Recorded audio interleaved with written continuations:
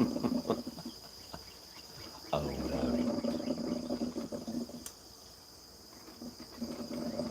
Well, after yesterday's turn of events, I did a thorough inspection of the back porch with a flashlight before I started this morning.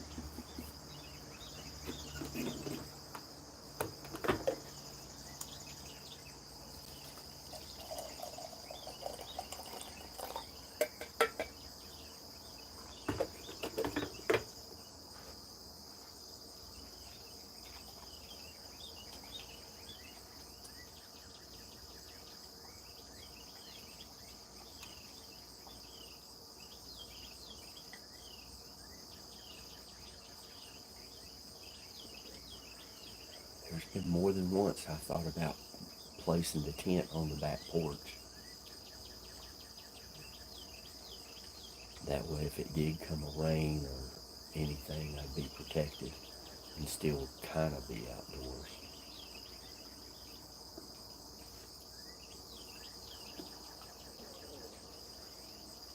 But the snake yesterday was a bit of a surprise.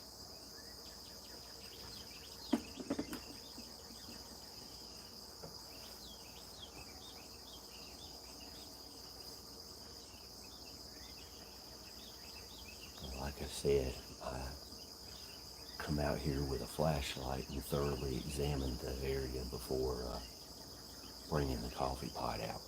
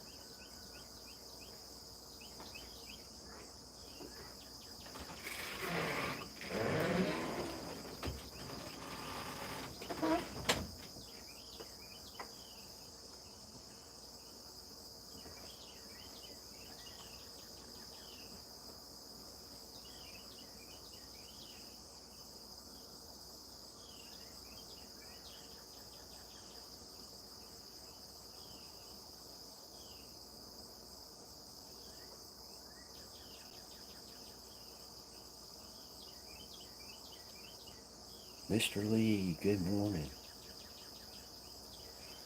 Uh, I have no idea of any natural way. I would recommend you go to the garden shop of Home Depot or Lowe's, and that's where I get information for anything I need. But I'm not good with plants.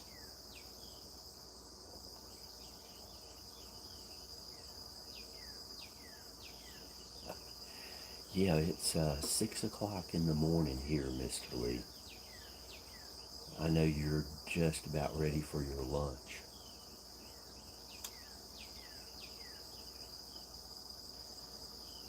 Did you catch the invader on the back porch yesterday?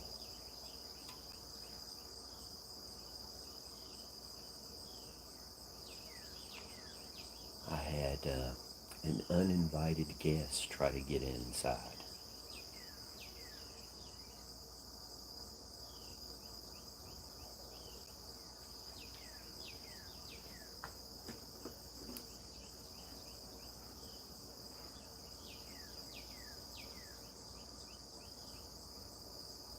I had a snake.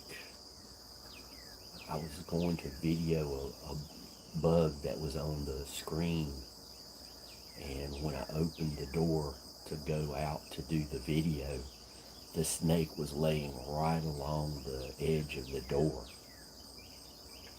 And needless to say, it woke me up.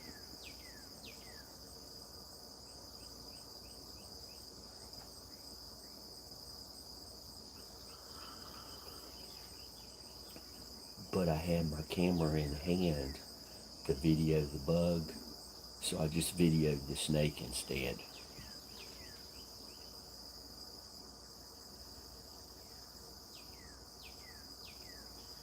You're right, Soul Star.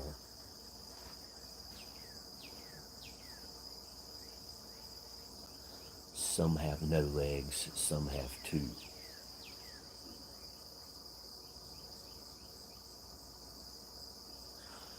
No, I don't think it was poisonous. Depending on who you talk to, we only have a maximum of 3 poisonous snakes here. One of them is a cottonmouth, and they're usually in and around water. Rattlesnake, which pretty obvious, is going to have rattles.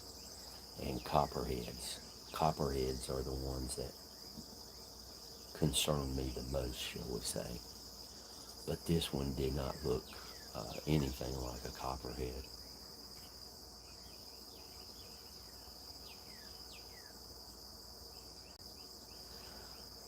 Stevie Beast just said, nope, I'm running back inside.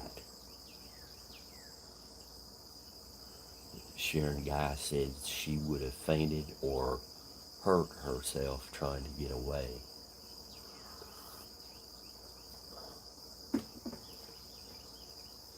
I'm standing there barefoot next to the snake, and I'm like, let me get this video started.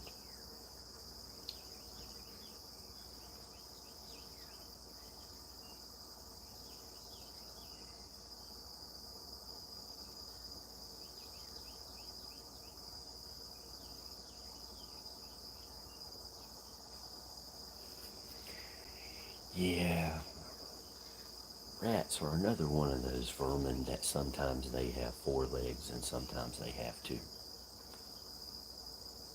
Uh, Mr. Lee, have you got a place you can put a 5-gallon bucket?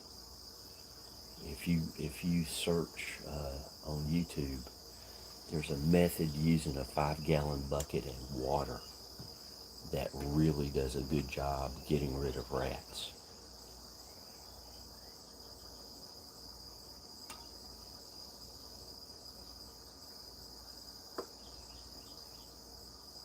Yes. The, the deal I have is if a poisonous snake comes in my yard, it's going to meet its maker. If it's non-poisonous, as long as it doesn't touch the house, it's fine. But this one was at my back door. It had come up inside the screened-in porch and was trying to get in the house. Well, they drown, so. Hassan! Hello, Hassan. Thank you, young man. I appreciate you visiting.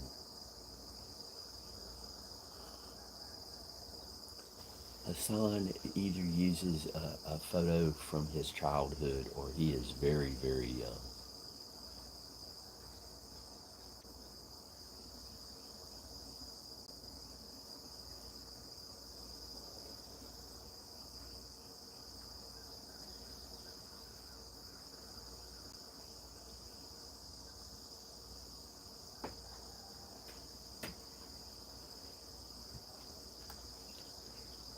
And those people on the East Coast in the United States and everywhere west, Venus is still visible in the morning sky if you want to take a peek.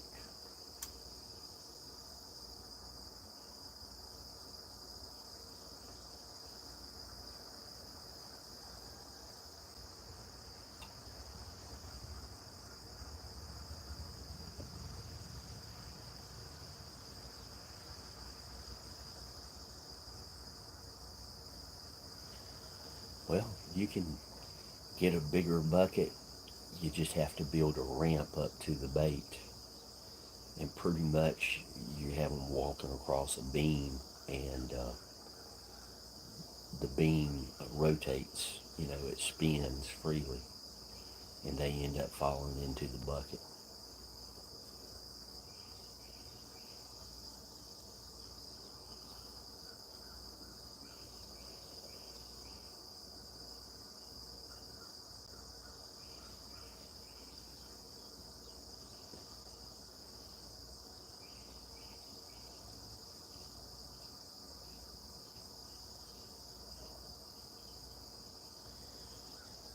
Yeah, you're going to have mice everywhere.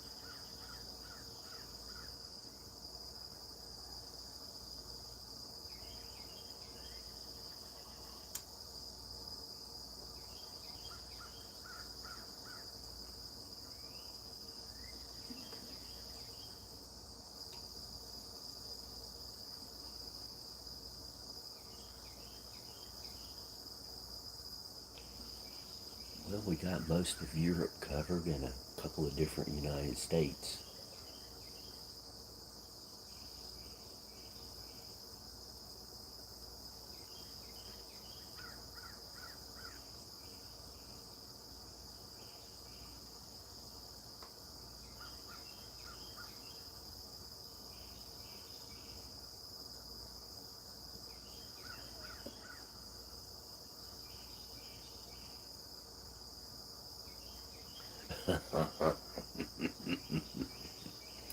In-laws and outlaws.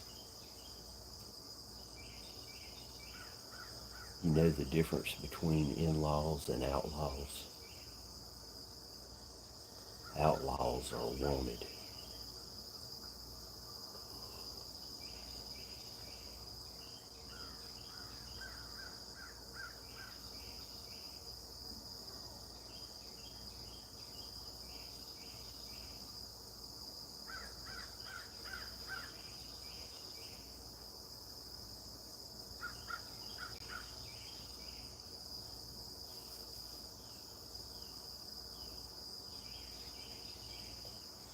Oh, well, Mr. Lee, you need to be doing videos.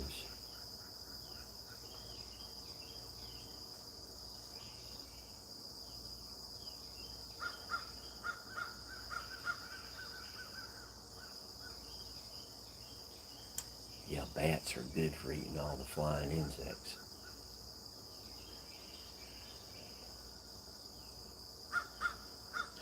Joyax. How is Princess Joyax's afternoon? Princess Joyax is probably having dinner.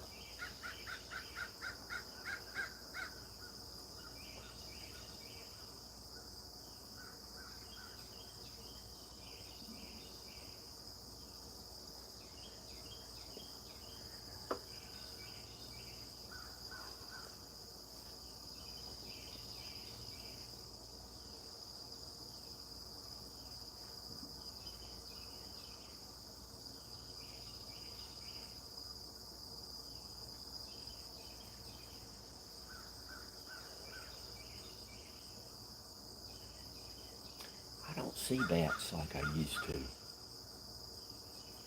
Used to when I was a kid, we'd go out and there'd be bats, always bats in the evenings in the summer. I don't think I've seen more than a handful this year.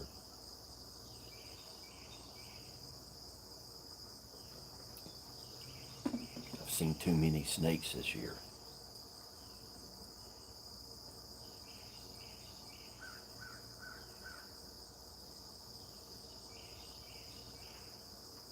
I had a meatball sub. I went to Littleton, North Carolina, to the Cryptid Museum there. And talked to the guy that was running it. And he pointed out a Bigfoot sighting that was less than a tenth of a mile away from the museum.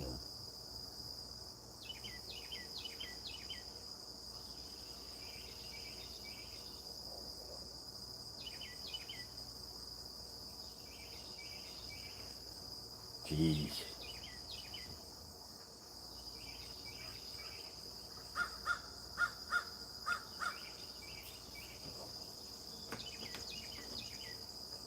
Bats within themselves, as long as they don't have rabies, isn't a problem. But the bat guana can be a serious health problem.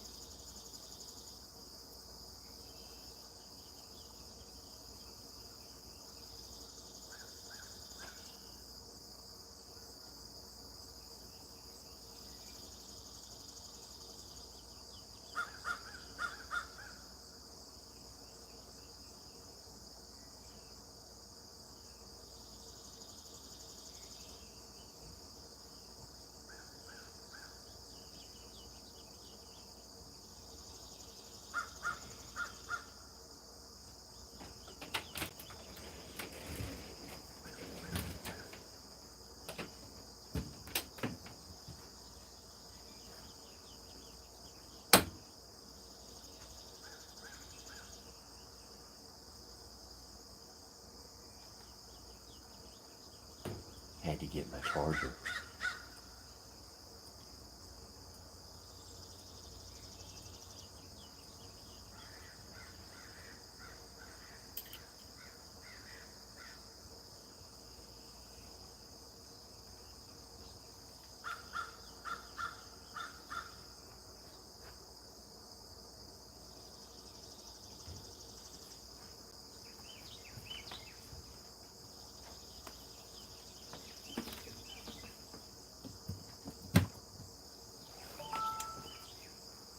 Okay, phone's on the charger. We're good.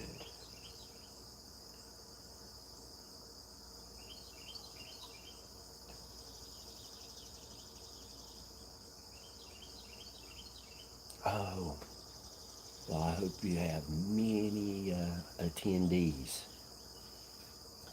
Thank you for stopping in.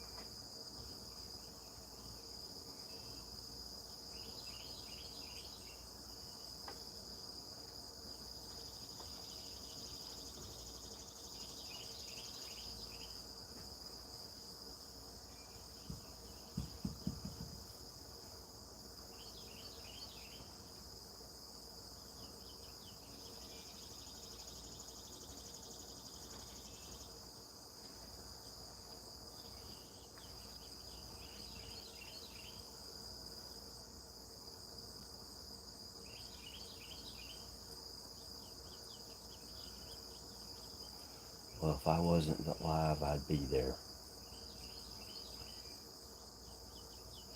The Green Man. Uh, I remember the movie The Gray Man, but not The Green Man.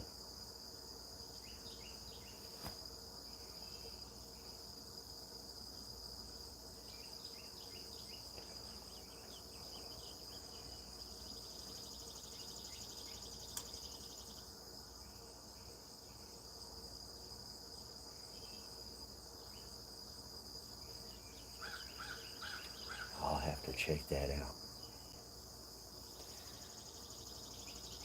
For the next few days, though, Mr. Lee, our temperature is going to run between 34 and 37, and the heat index is going to be close to 43, 44.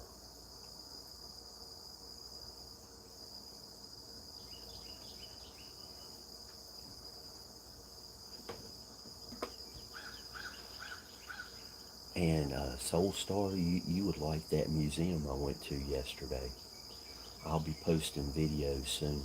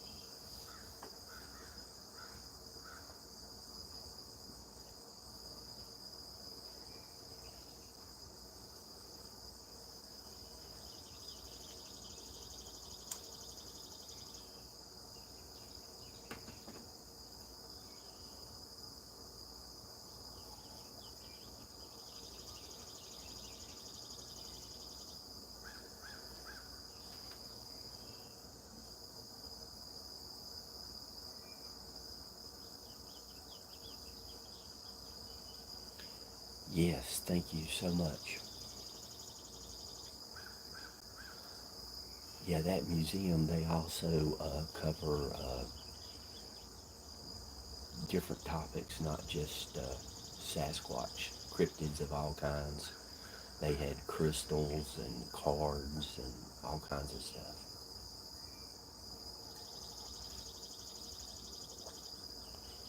Stuff I would know very little about, but Soulstar, you're probably an expert on it.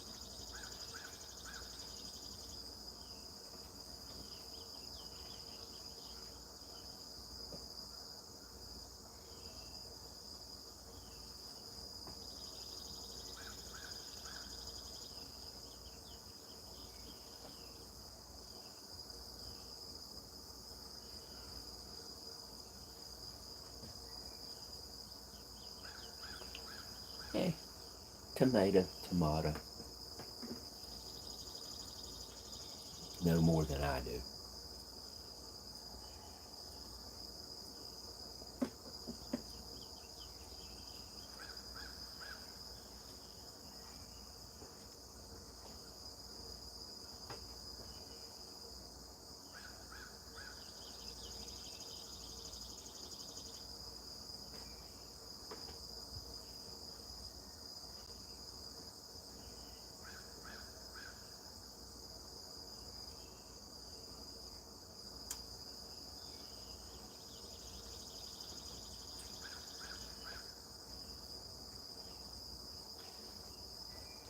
Mr. Lee, it's officially sunrise now. I think the sun's supposed to come up right at 6:30, and it's 25 degrees. I don't know, but if I do any hiking, it's going to be early in the morning because it's going to be so hot. I may get the canoe out and go on the river. Teacher Chrissy, good morning. Good evening to you. Uh, I've been wanting to get the canoe out. That'd be a little cooler. It's just what part of the river do I want to go on?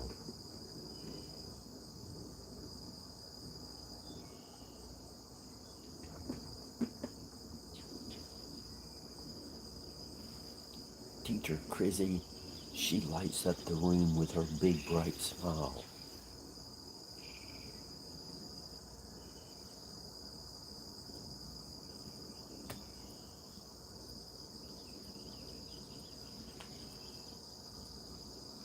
Well, yesterday I wanted to go down to the classic motorcycle exhibit in South Carolina, but as hot as it was here, there's no way I was going to go down there.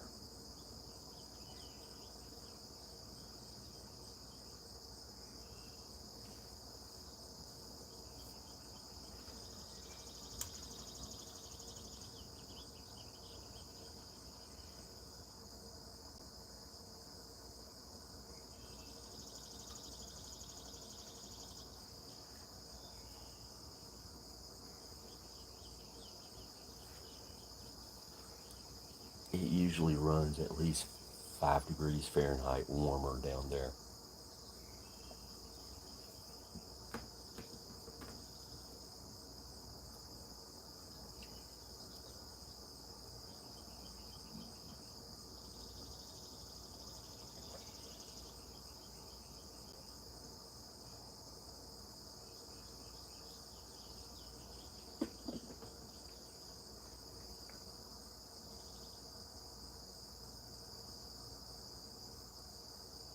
You've got an RD 350. Oh my gosh.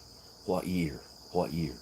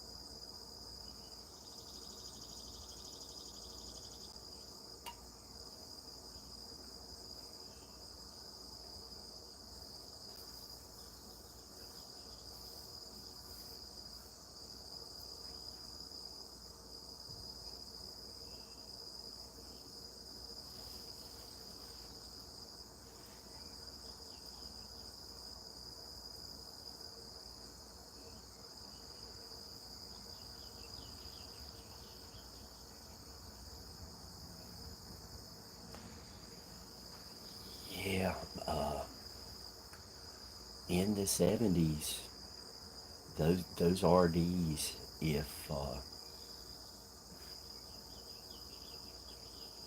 if you just changed the a couple of things on them, there wasn't anything around that would be able to beat it from 0 to about 110.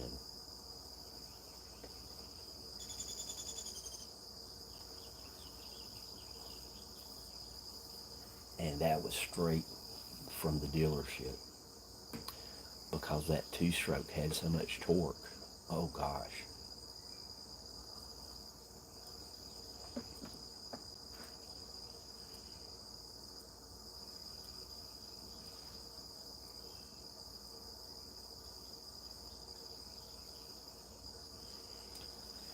Oh yeah. My first motorcycle I ever was given because I was a kid was a JT1 Yamaha 60cc. And Honda tried to keep up. They come up with the XR75, and neighbor wanted to outdo me. He got the XR75, and I just smoked him because that little 60, being a two-stroke, it would just fly, and it weighed a lot less. Well, a lot less to me back then.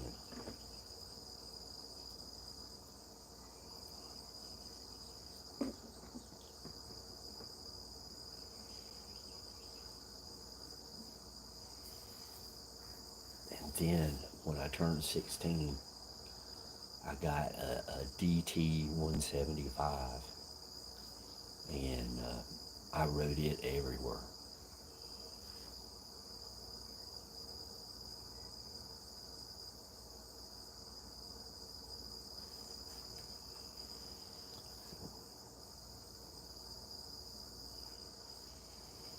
And when it comes to riding on the trails, uh,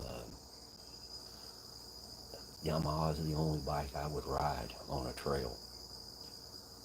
We would ride in the river. We would go up the river on motorcycles. But obviously, it wasn't all that deep. Uh, and one trip, there was myself. I was on my 175, and a friend of mine was on a 125 Kawasaki. Another friend had a 125 Suzuki, and I think the Honda was a 175. I'm not sure. And we all went riding up the river. Uh, the Suzuki limped home. The other two guys pushed their bikes home, and I rode home.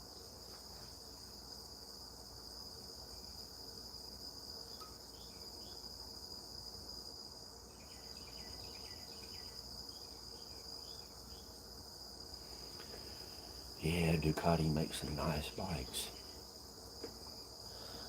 And I like having a kickstart because motorcycle electrical systems don't always keep the batteries charged.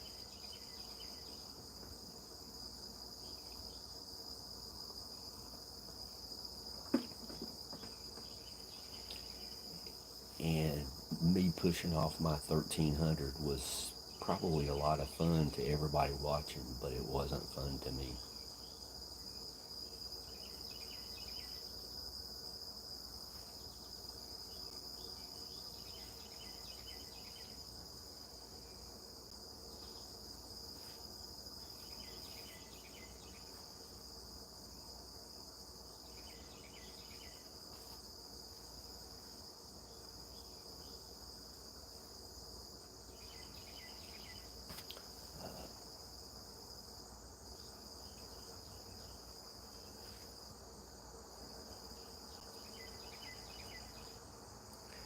Oh yeah,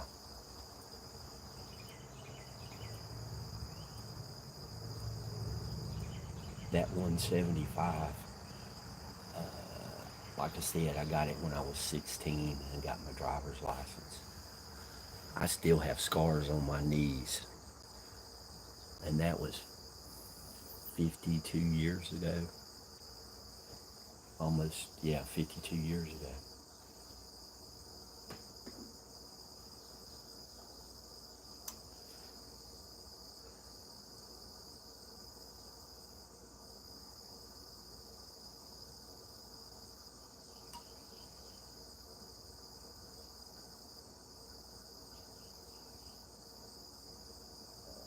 Oh, Mr. Lee, have you ever looked up Billy Joel? He's got a bike shop in somewhere in New York. I don't know the little borough that it's called, but he takes modern motorcycles and then changes the facade so they look like classic motorcycles.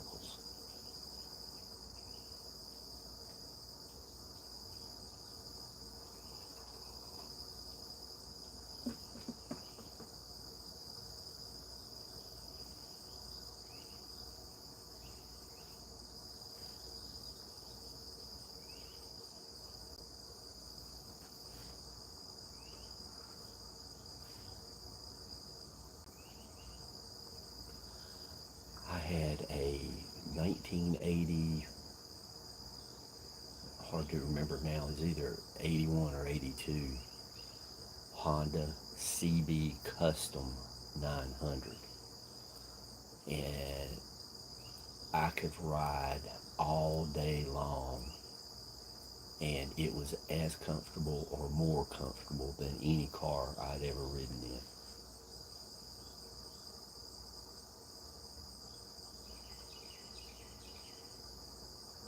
Yeah, most people don't know, you know, they know of his singing career and everything, but he was a boxer. He, you know, been a motorcycle rider for probably most of his life. I would think he would be anyway with having that shop.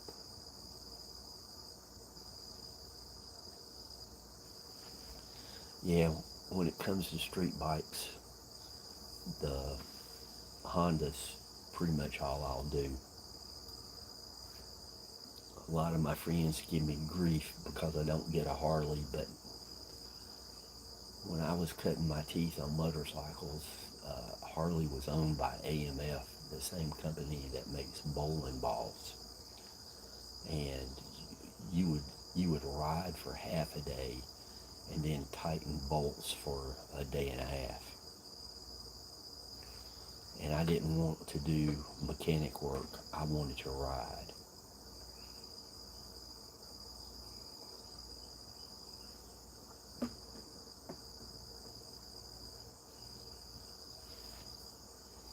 But if I could get a bike that handled and rode like that CB900 and had the performance of my Magna V65, to me that would be the perfect bike.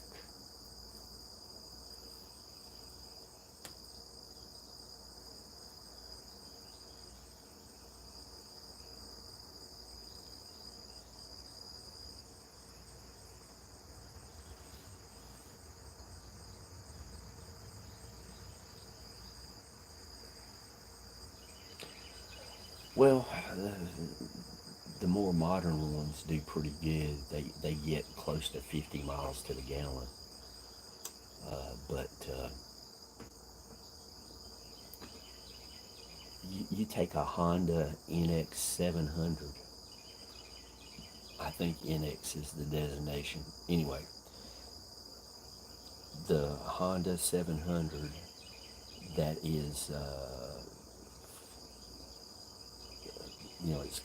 it's not automatic, and it gets 70 miles to the gallon, which is amazing.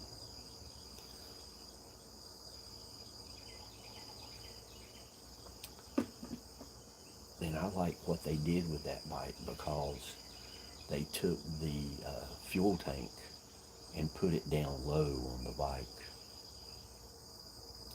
Uh, and where the gas tank on a motorcycle usually is located, it's a storage bin. It's big enough you can put a full-size helmet in it.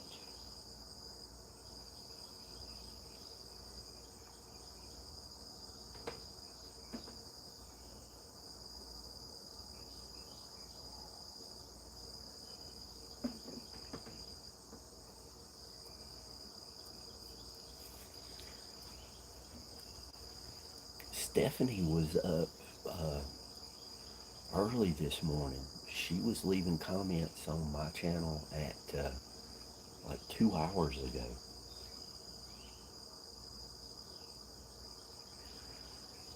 Uh, they can do pretty good. Usually they're cruisers and they got a lot of weight. Harley made some great two-stroke bikes. They had they had a 175 that was as good as any bike on the circuit back in the 70s. They just couldn't get anybody to ride them.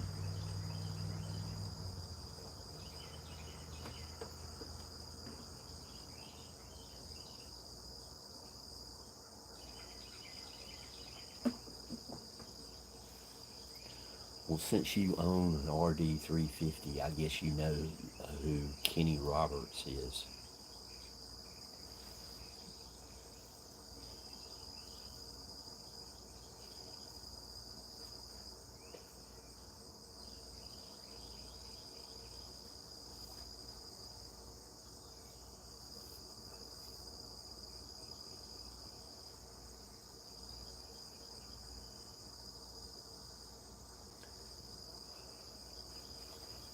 I, the new Indian Scout, I kind of like them.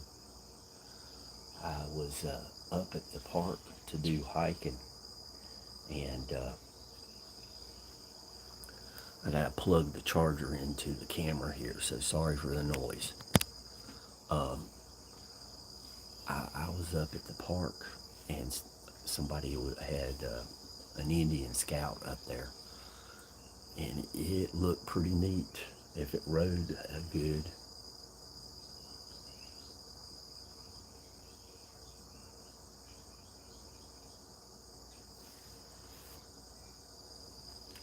But I've never ridden one. To me, the best looking bike was the Victory. Oh my goodness, it looked like a piece of art rolling down the highway. The lines were so smooth and curvy. I rode all the Victories, and unless it was the stripped down version, they were anemic. I mean, anemic. They couldn't get out of their own way. So they looked good. They needed twice the horsepower.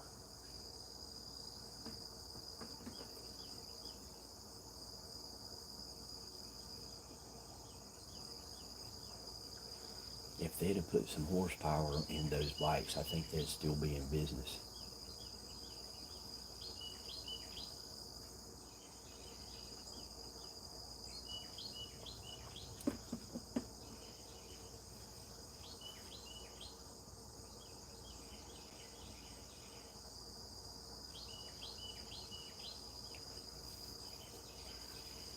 Yeah, I mean, they have their plus.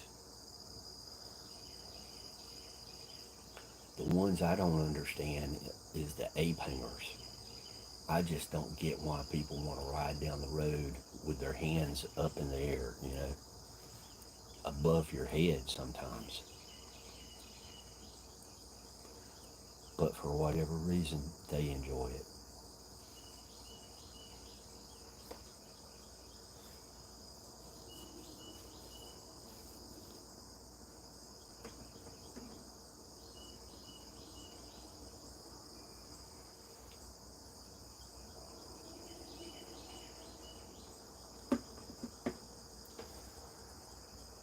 like to ride, and I'm short, so you know I like to ride sitting up, like I'm sitting in a chair. And that CB900 was absolutely perfect.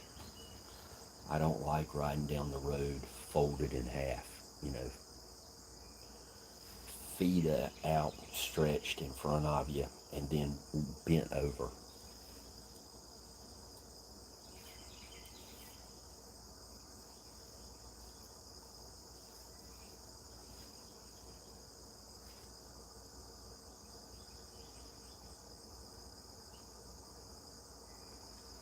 Teacher Chrissy, Teacher Chrissy, I hope we haven't bored you to tears with motorcycle talk.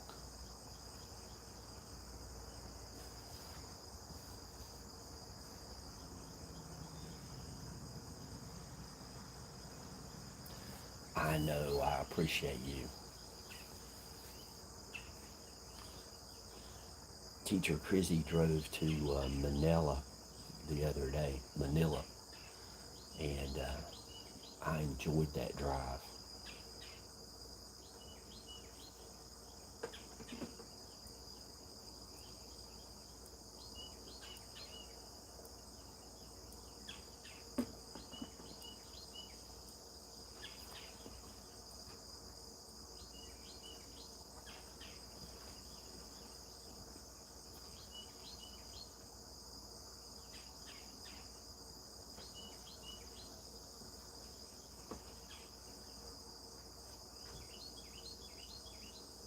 No, no, no, no, no, no, no.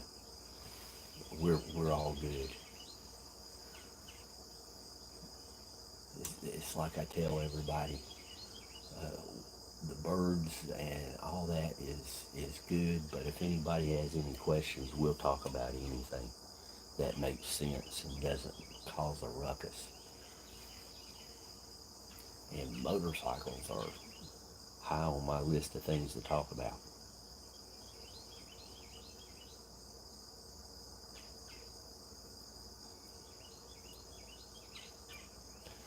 Well, Mr. Lee, thank you for coming in. We need to get up on the panel on Mogollon Monster and talk motorcycles there, so neither one of us has to type. You have a good day also.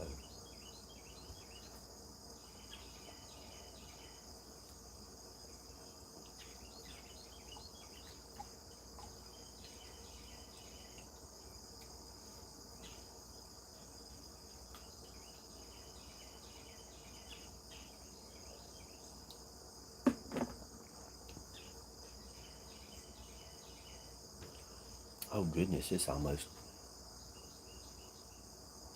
noon for you, Mr. Lee. All means, head off. Get to the market. Get your stuff.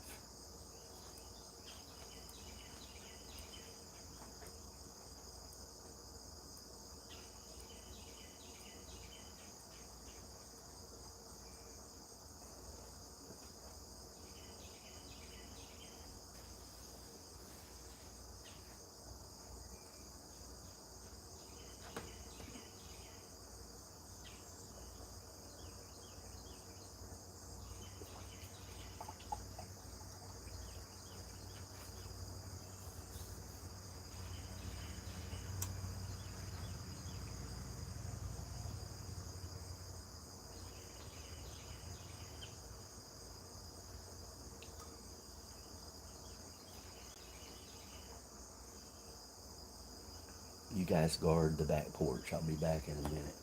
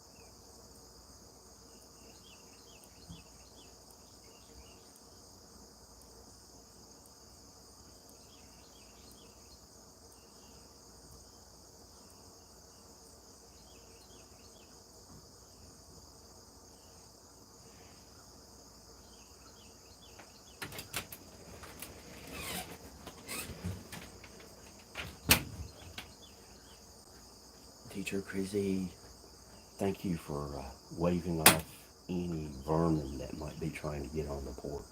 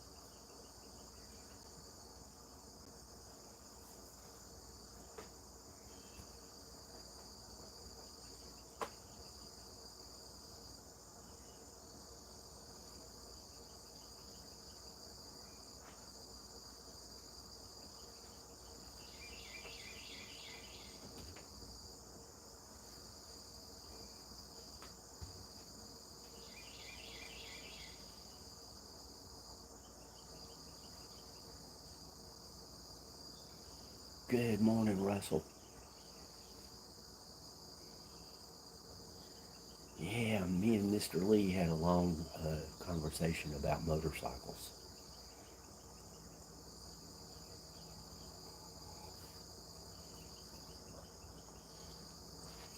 And Stevie, is she back asleep or is she up getting ready for work? Because she was making comments on my channel like 3 hours ago.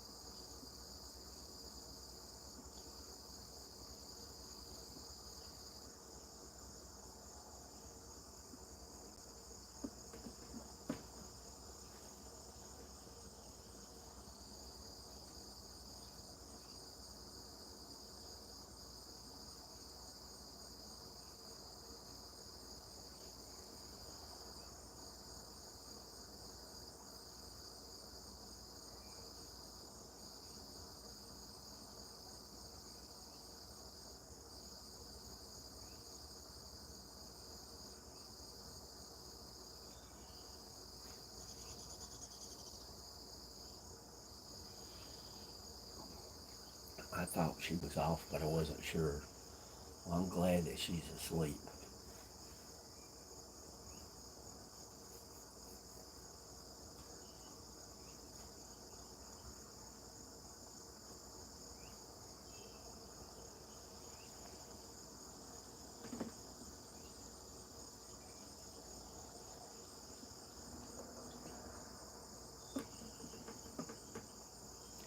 So when are your appointments today or your bookings?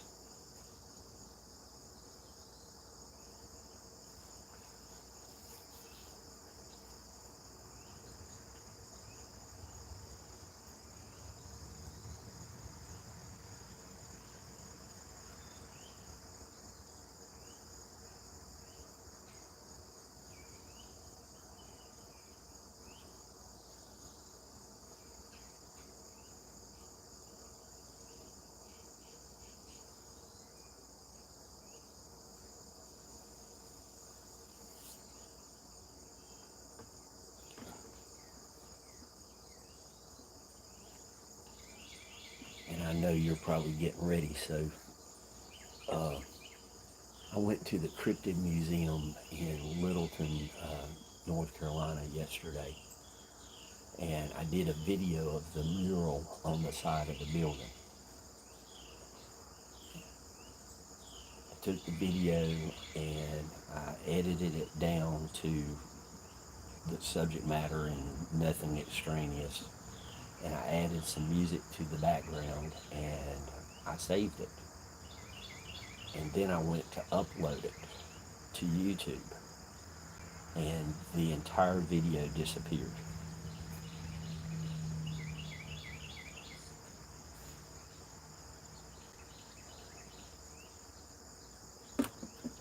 Not a trace of it on the phone.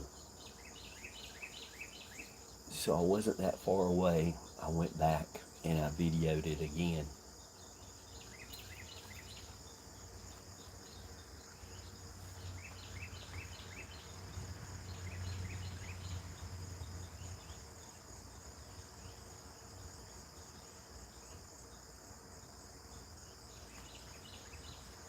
to save multiple copies this time before I try to upload it.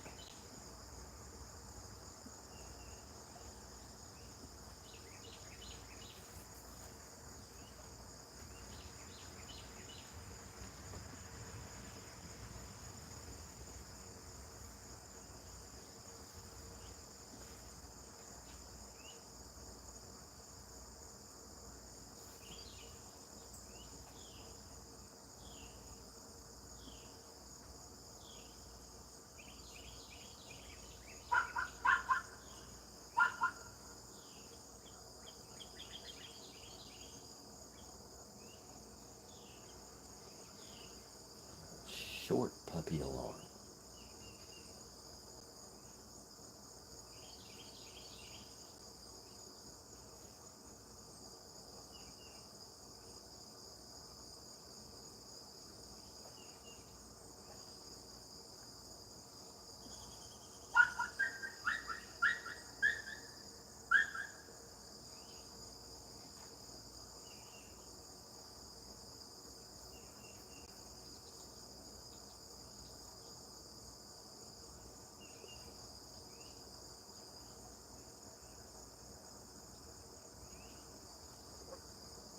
Mm.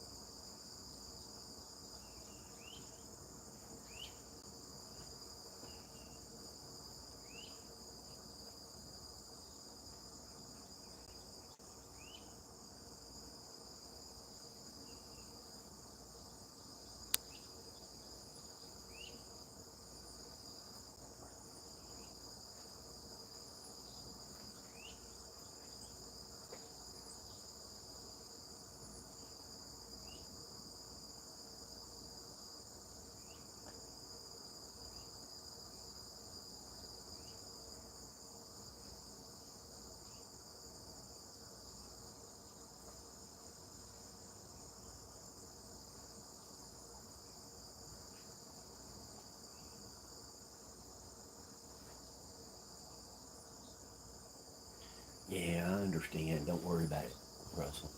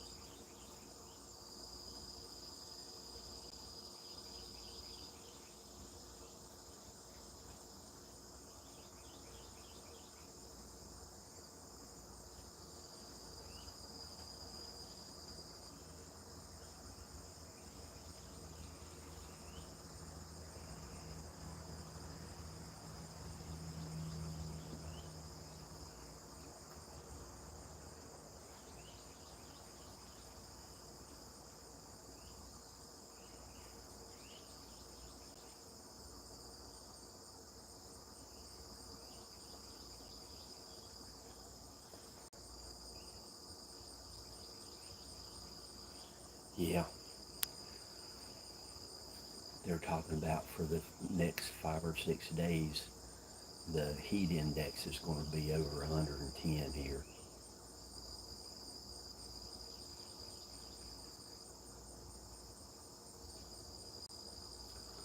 I mean, before the sun come up, it was 75 and 100% humidity. I mean, it's just crazy. But it's summer, and we're heading into the dog days of summer, so it happens. We're still nowhere near record heat.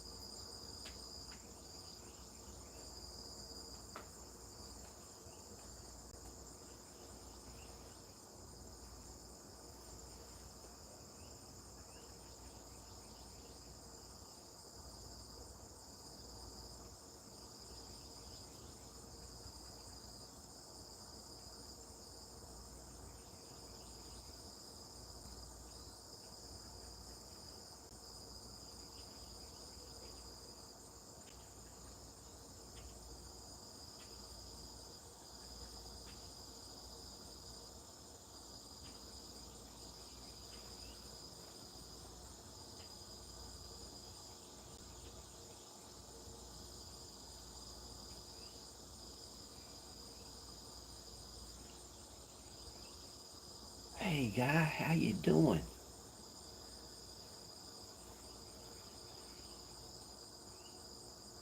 Hey, it's the usual.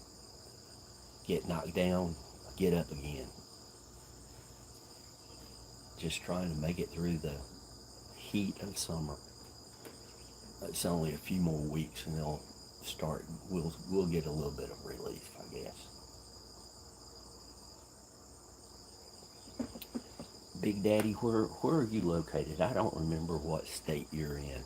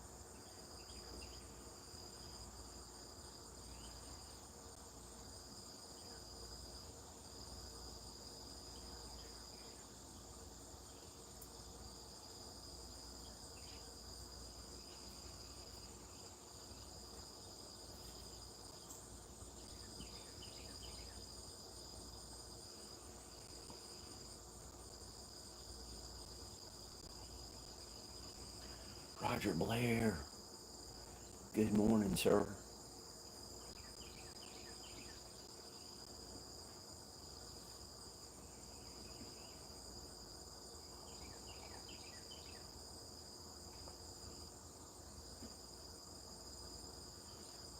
Roger, you just missed Mr. Lee.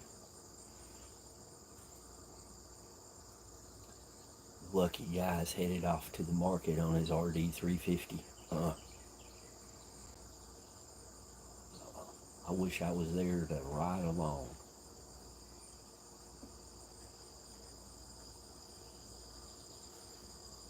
on a different RD 350, obviously.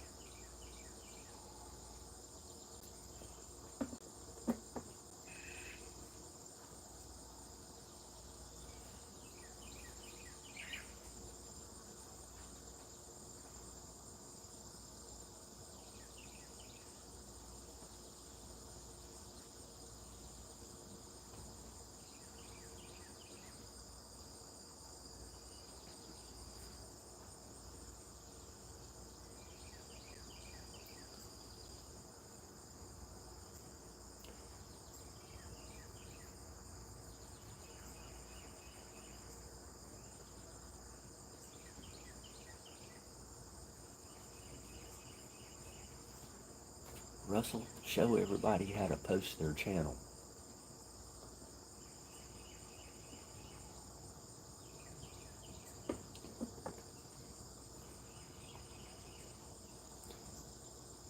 If you want to share out your channel, do what Russell does. Type exclamation point ME.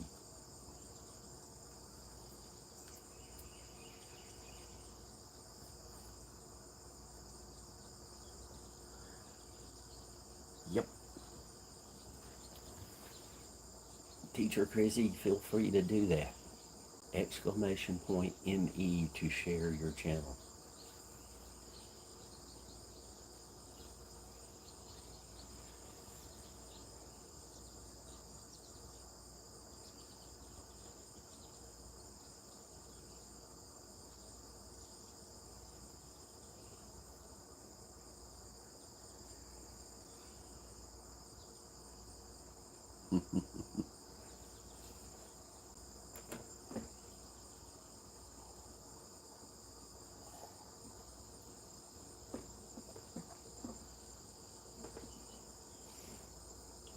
Teacher Chrissy and her big smile, she brightens up the room.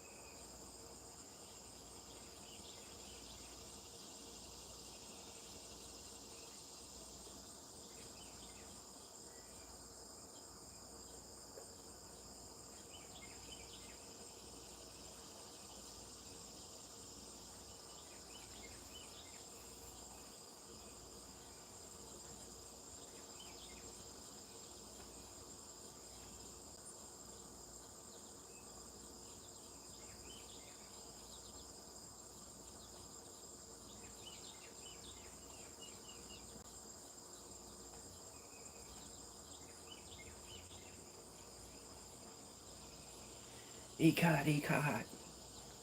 Good morning. Good afternoon to you.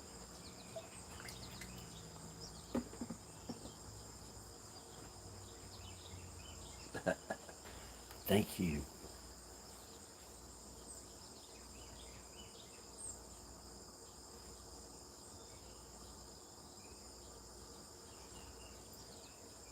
Well, thank you, thank you.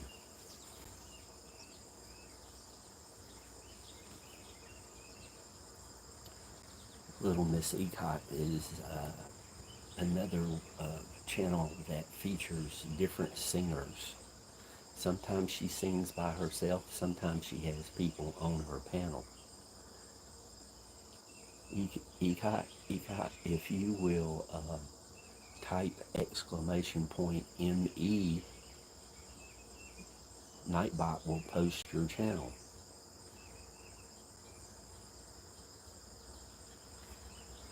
Look at the pinned message up top.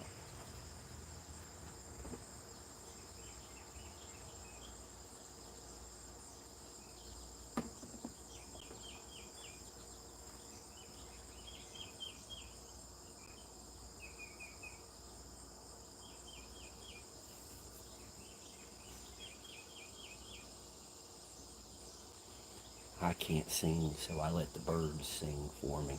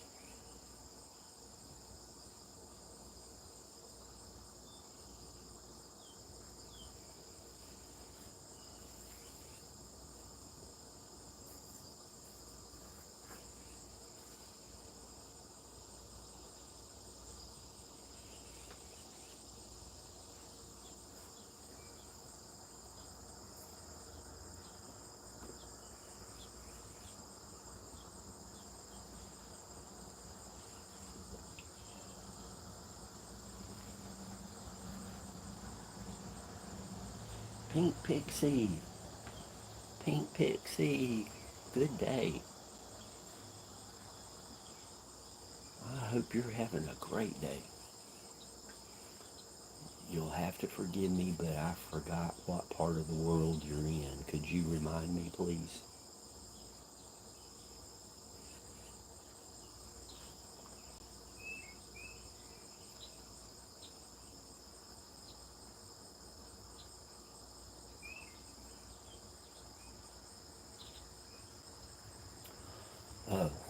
Where are you located? You don't have to give the town, but like the state or the country.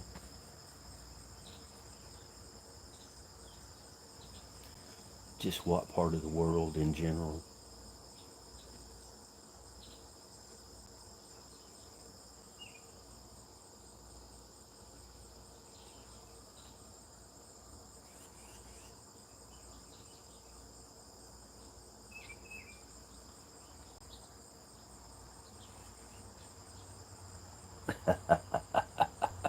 Gotcha.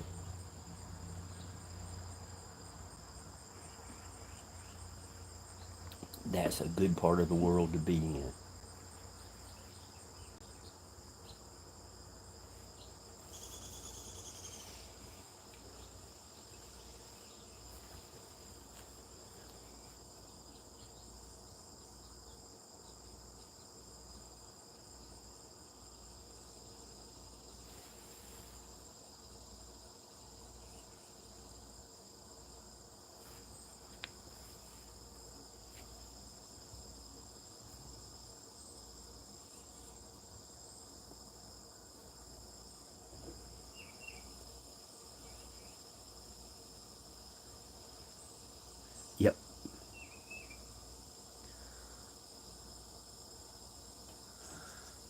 visit quite a few channels. Being out in nature, videoing mountaintops and waterfalls. A lot of people in the cryptids community are doing the same thing. So there's a lot of cross-reference there.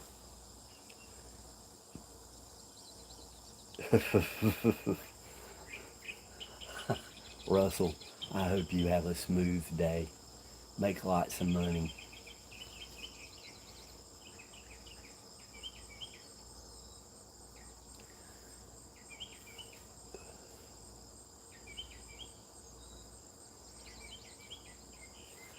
And a lot of times, I don't like typing on my phone. So a lot of times I'm just in the background.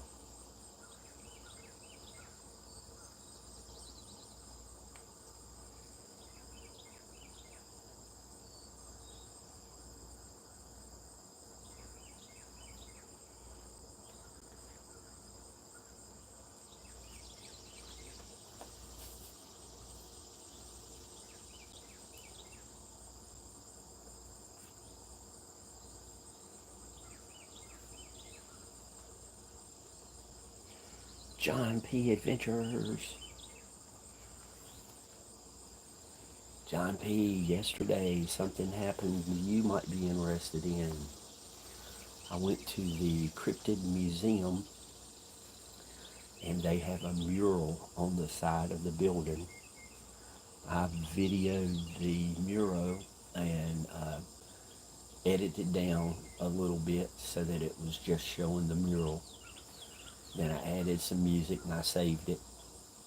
When I went to upload it to YouTube, the entire video disappeared.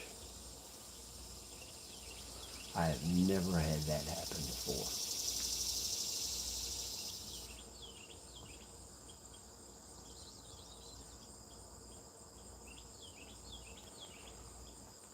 And you guys who want to share your channel, I've got how to do it pinned at the top. Everybody who comes into chat is welcome to share their channel.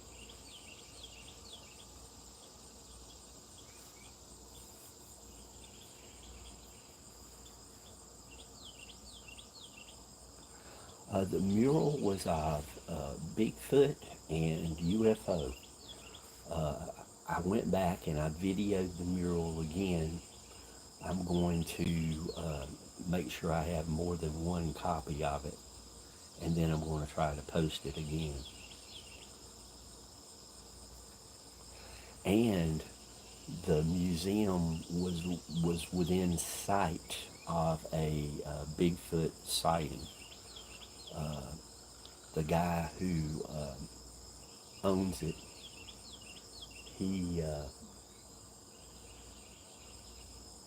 oh, I'm sorry, I'm just watching a little critter run across the backyard. It looked like it was a baby groundhog. But he was telling about how the guy who lived in the house, again, it was within sight of the front door of this place, had had a sighting, and he had video interviewing this guy running in the museum. It was neat.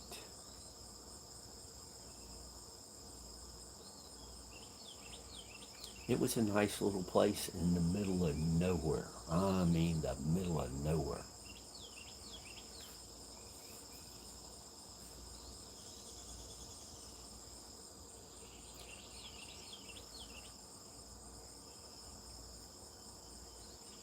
And I checked, my phone's not full. I mean, it's getting close, but it's not full. I probably got 100 gig left. I'm going to have to start offloading videos and pictures, because they don't give you the option of a micro SD anymore, where you can just, once it's full, take it out.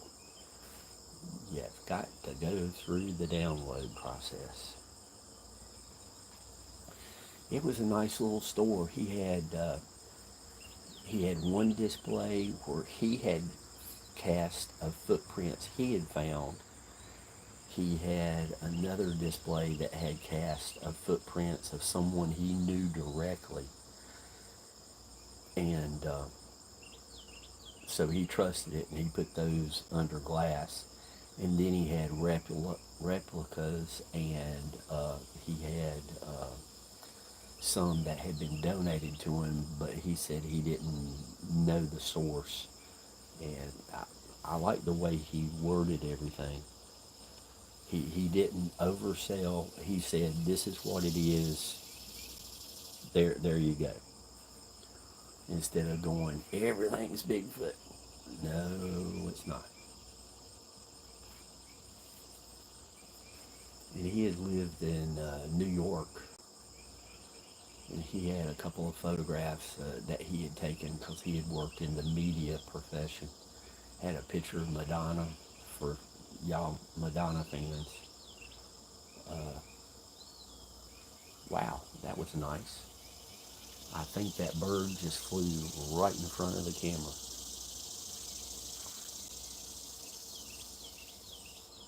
Uh,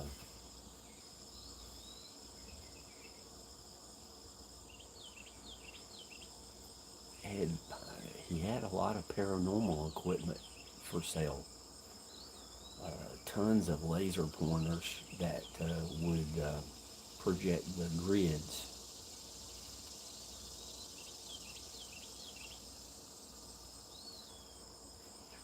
So it was an interesting trip.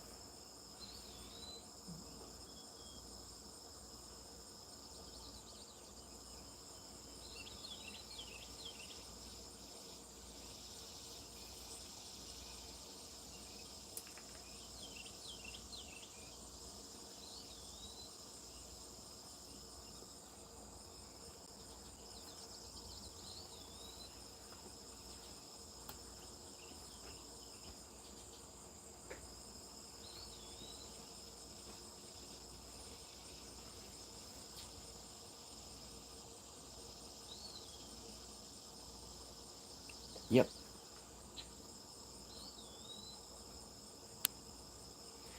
Oh yeah, I remember you, Pink. Uh, Definitely remember you. You've always been real nice.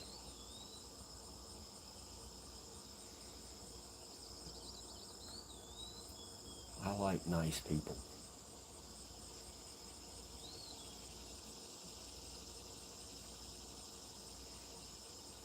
I don't care for drama.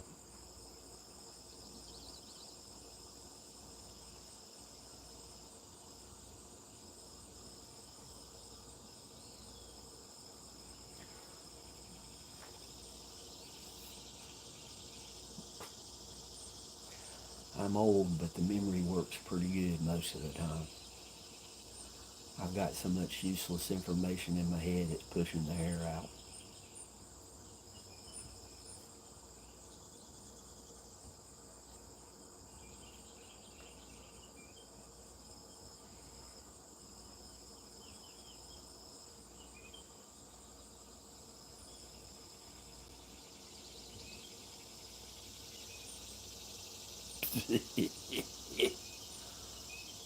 I would hope so, but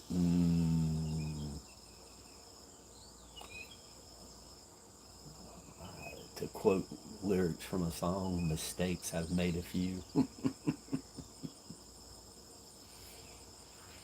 and I still make them.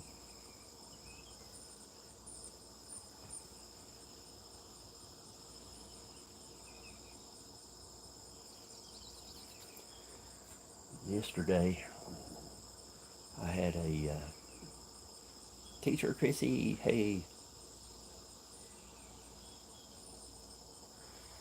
I ought to be a super genius if you gain wisdom by making mistakes.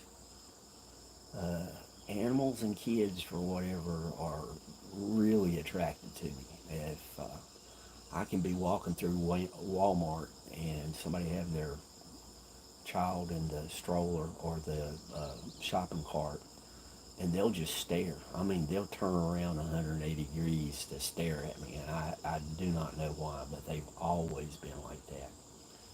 And animals, as long as I don't have a loaded pew pew on me, animals come up. Yesterday, I had a snake try to move in. It come up on the back porch, and when I was swatting it with a broom, it tried the back door.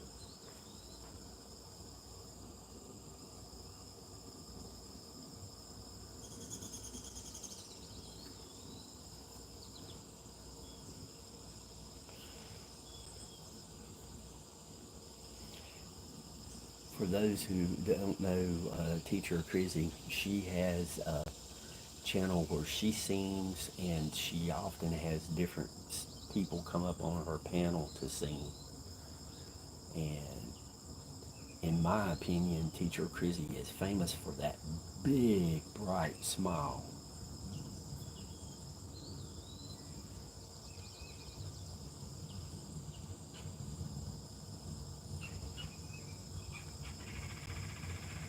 I I don't understand it. If I put my hands out like offering to pick them up, they'll open their arms wide and want me to pick them up. But you know, these days, I don't want to teach kids to be friendly with strangers. People are just too crazy.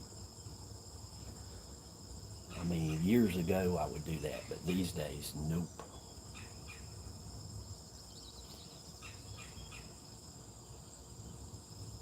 It's like if I have something in my pocket that I think they would get a kick out of, I'll give it to the parents to give to the children. And the world's too crazy these days.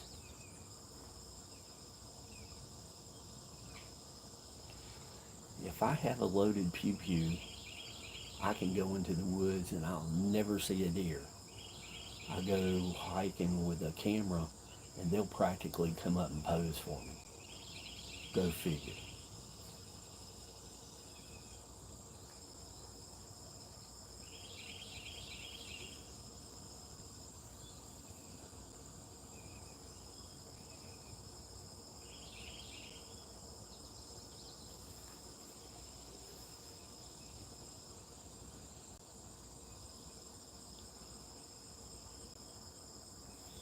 I mean, that buck I run into on the trail the other, it's been a couple of weeks ago now.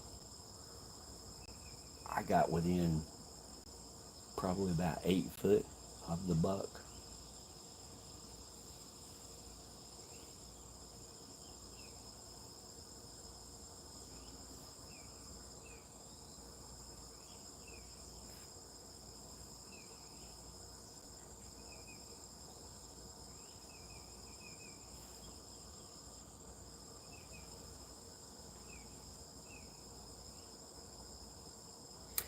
That could be it.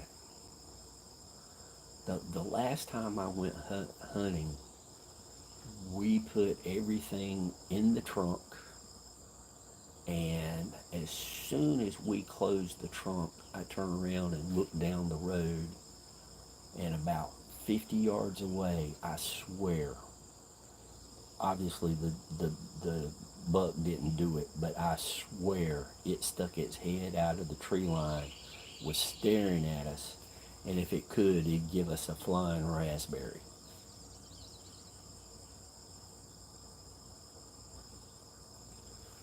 Like, nee, nee, nee, nee, nee, you didn't see me. I was watching you, though.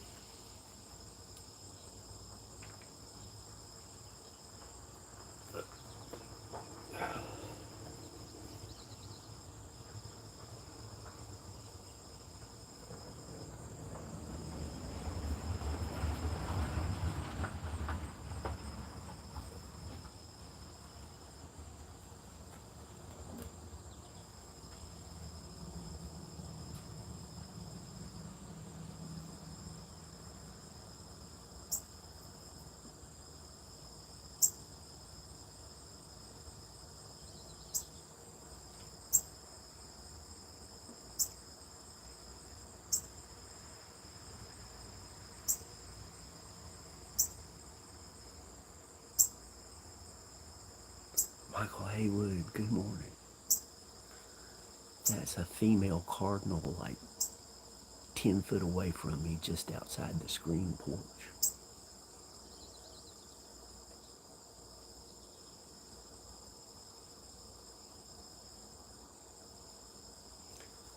Michael, I went down to Littleton yesterday.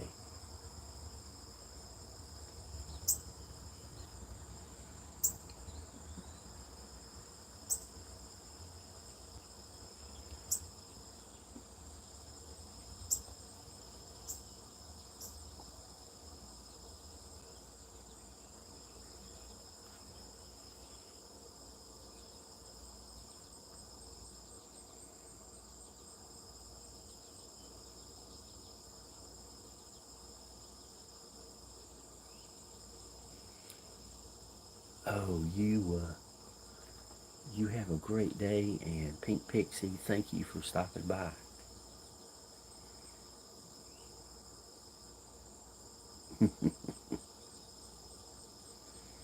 And Pixie, if you want to share your channel, exclamation point ME.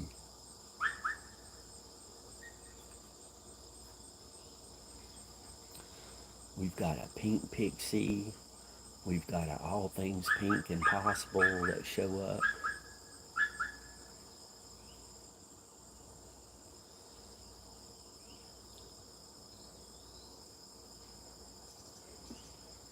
I'm very lucky to have some really good people come to my channel.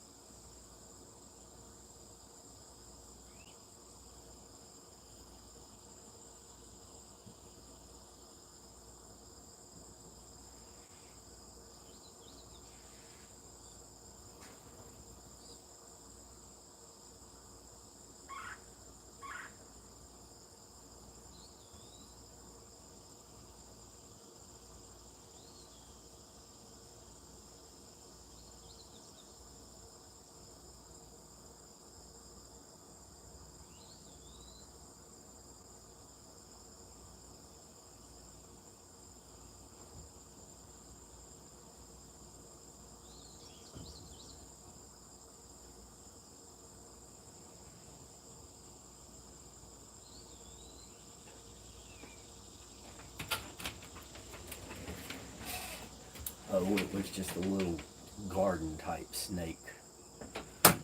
Did you, did you see what Stevie B,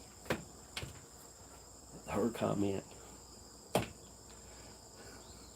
She just said, nope, I'm running back in the house. Which I thought was funny because she's got alligators in her backyard.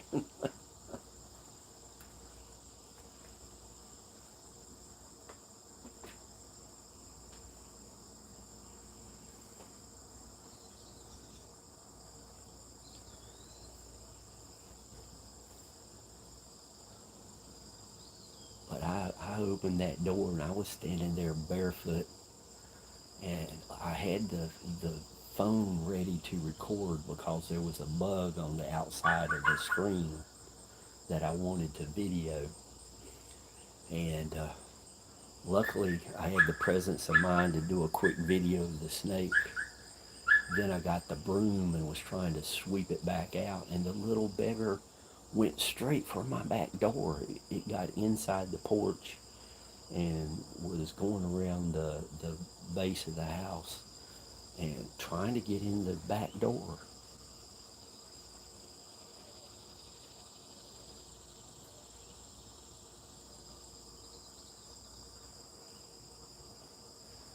I need to go back and listen to that part of yesterday's live and see if I was as laid back as I hope I was.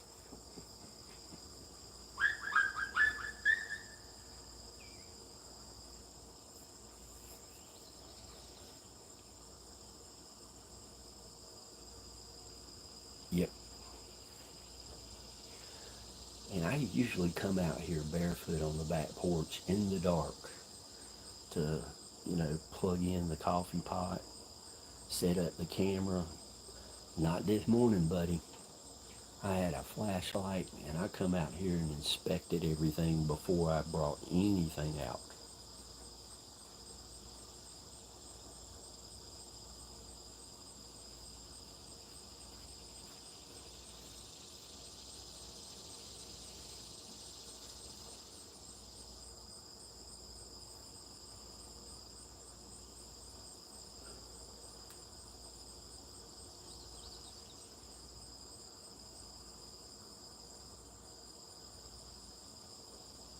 Yeah, I don't think it was poisonous either.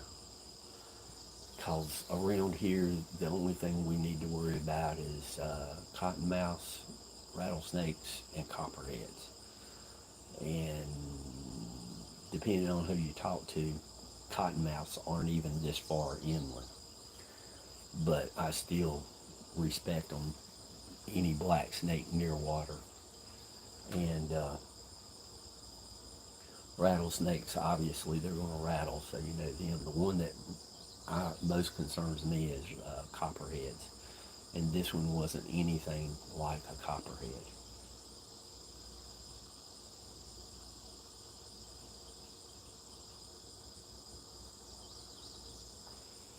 Yeah, this one was long and super skinny. Copperheads around here, they're usually not that long and kind of hefty. Because with all the field mice, they eat good.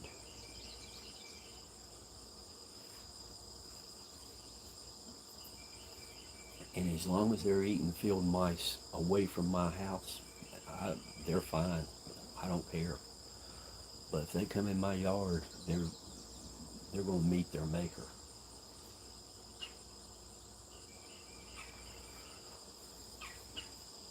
There was the place I go hike every week. They found a rattlesnake in the camping area,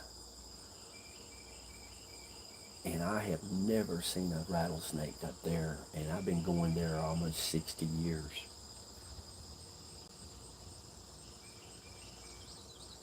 Yep.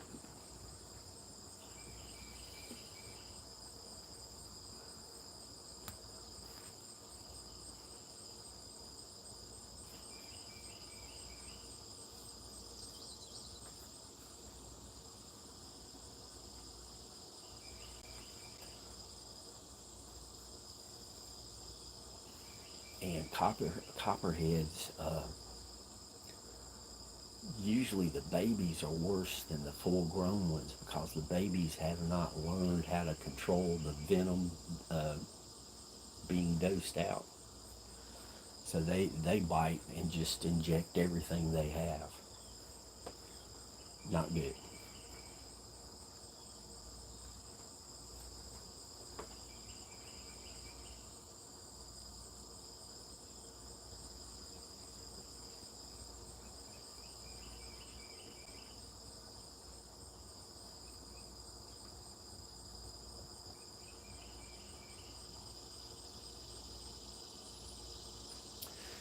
Yeah.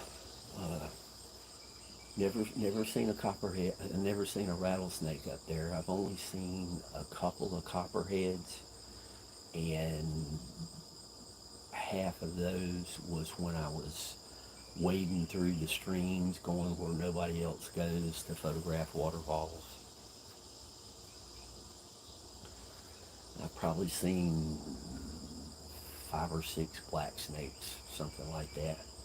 And they're usually laying by the trail.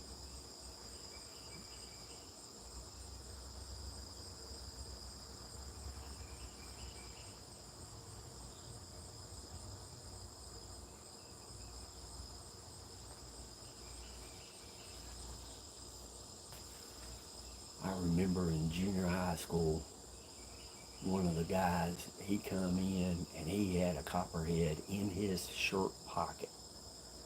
And it was just a little baby.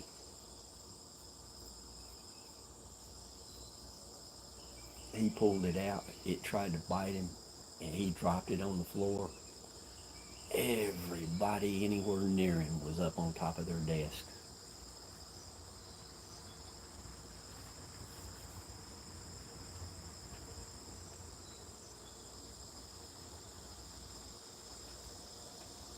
I hear Flyby Charlie. He's over the horizon. Let's see if he comes our way.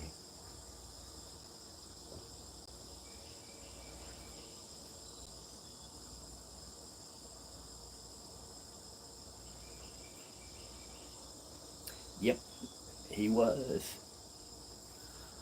Later on, him, I did not go on this trip, but we would ride motorcycles into the woods and camp out. Uh, and I'm very glad I was not there. They had all ridden into the woods and they were partaking of things they should have waited till they were adults to partake. And the idiot wanted to increase the fire and poured gasoline on it, burnt his ear off.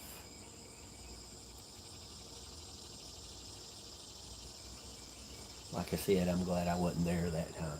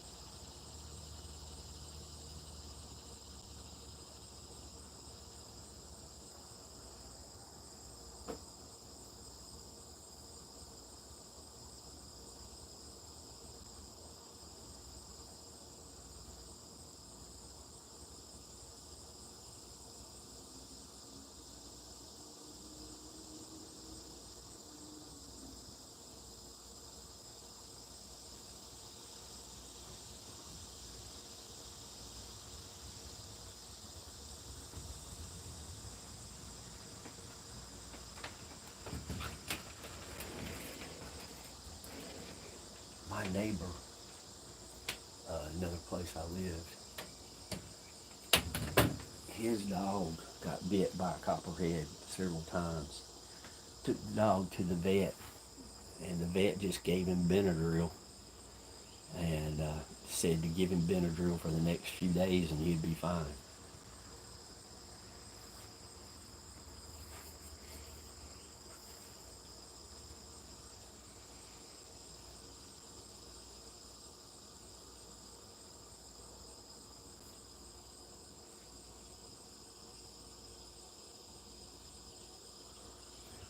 I've seen more snakes this year than I've seen in quite a few years put together.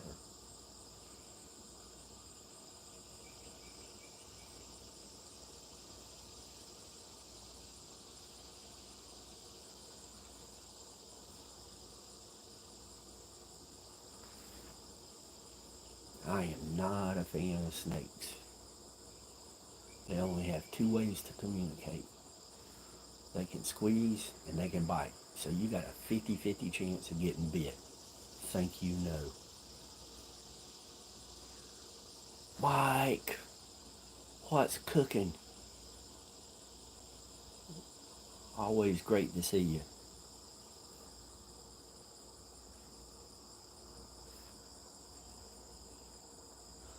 The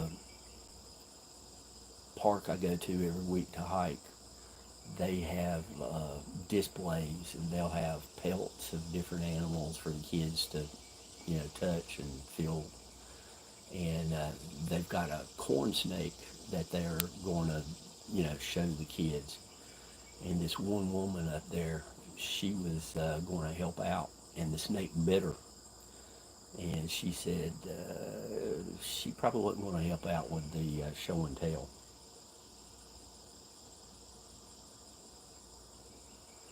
Whoa.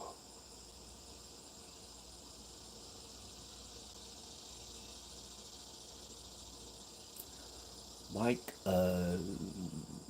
the email you had for me no longer works. I don't know that you would be emailing me anything, but just so you know, I have a different email listed on my About page to get to me.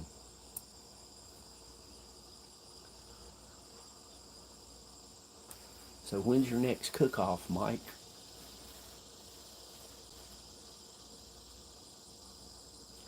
Flyby Stew. I heard Flyby Charlie, but he has not made a showing yet.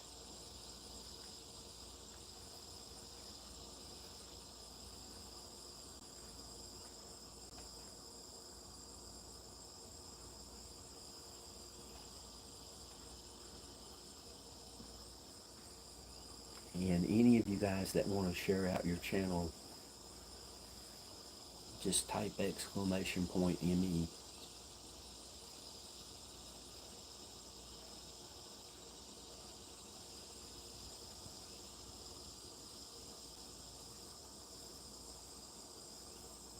And I hope everybody is having a fantastic Sunday morning, afternoon, or evening, wherever on the planet you might be.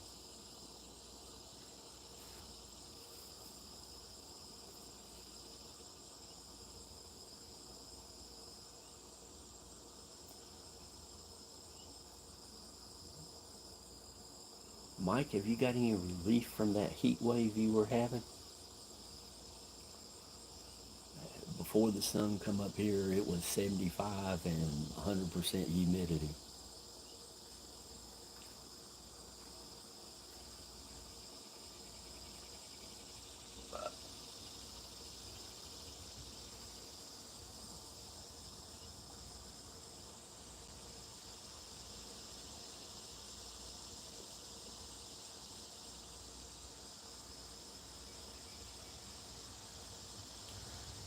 Oh, and Mike, last week on Why the Fascination, somebody in chat was talking about Kathy. They were asking if she was going to come up and talk about any of her adventures with Moose.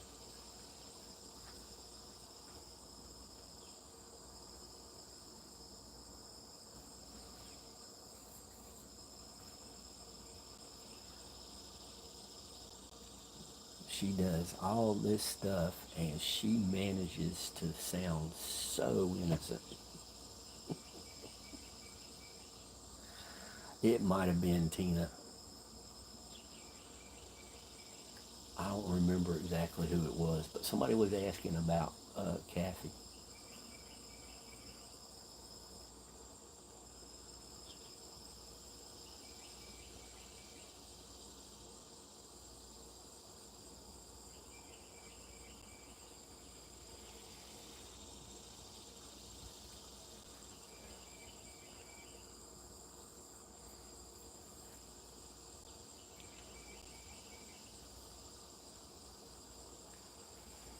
Yeah, I wasn't sure if you were still in chat or not, but that was just hilarious.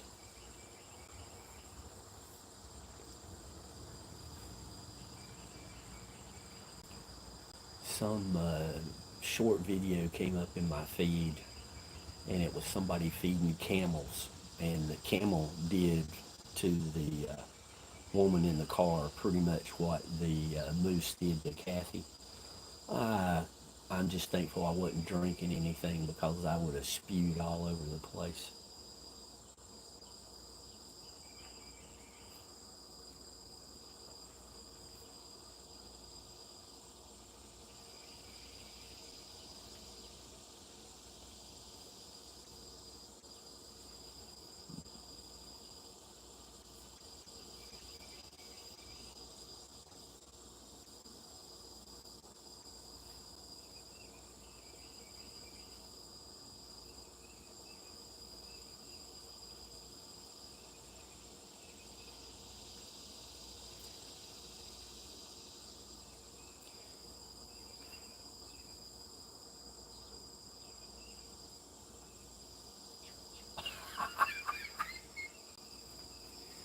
Yep. And like I said, she can sound so innocent, but I think it's only she sounds like. That's opinion, and you know what they say about opinions.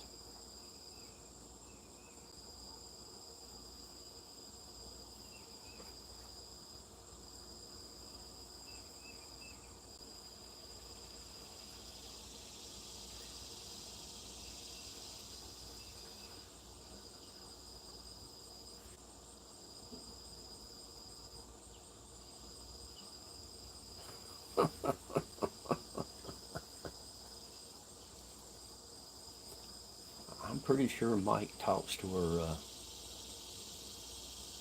on a regular basis.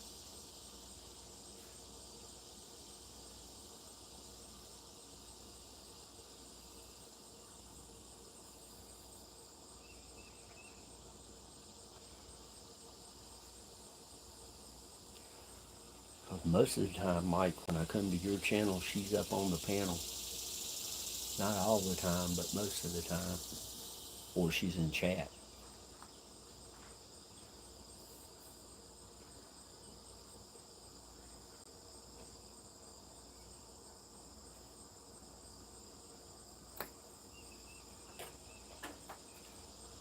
We all enjoy her stories. We enjoy your retelling of her stories even more.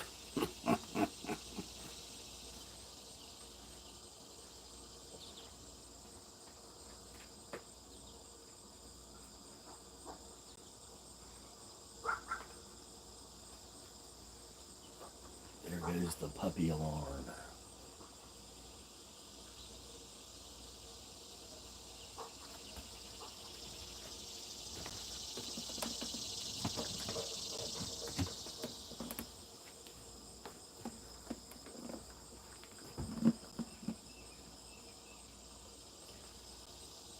You guys talk amongst yourselves. I've got to do something inside real quick.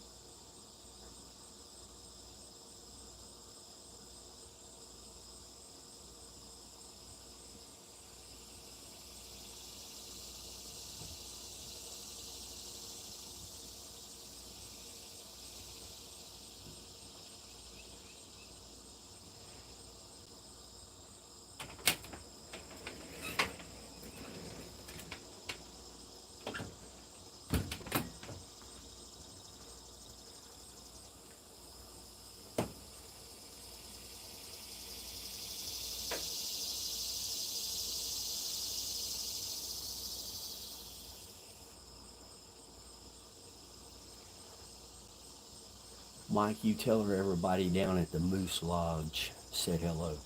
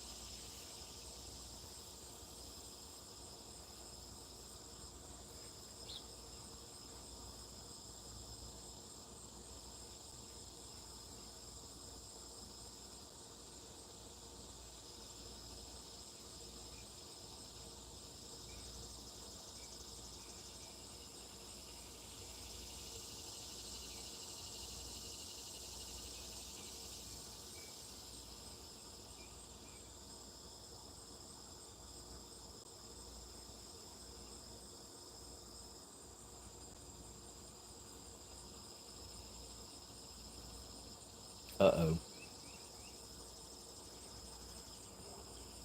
And immediately Bob Seger started playing in my head.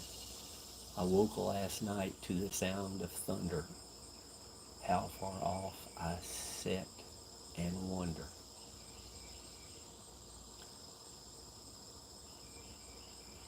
Michael Haywood, you have a great day, buddy. I hope it includes fishing and anything else you enjoy.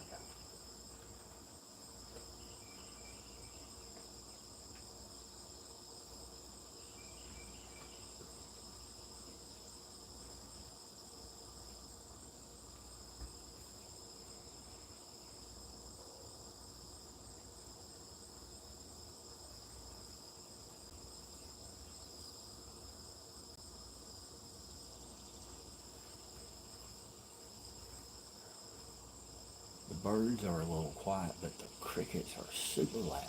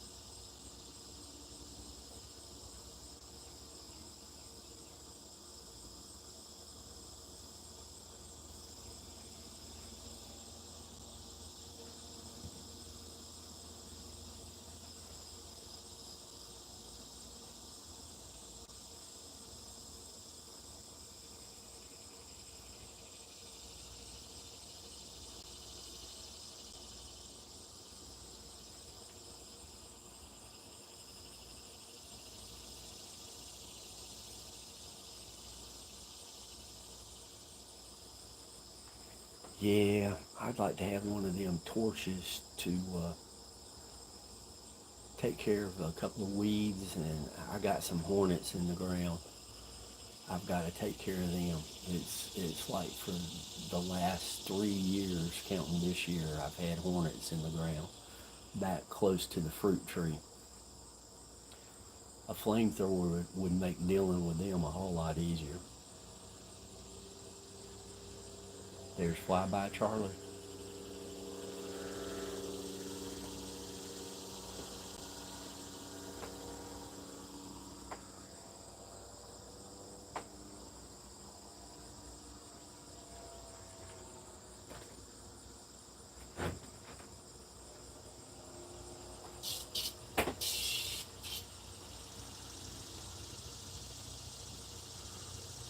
Where did you get one, Mike? I need to get one. As long as it would go 10 foot, that'd be enough. TSC. Tractor Supply?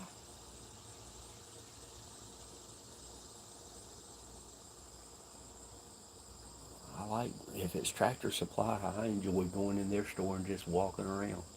That's where I got my wind chime. I'll be at Tractor Supply this afternoon.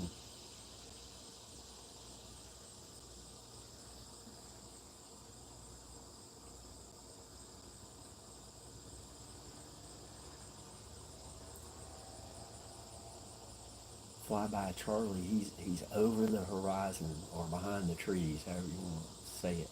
I hear him, but I haven't seen him yet.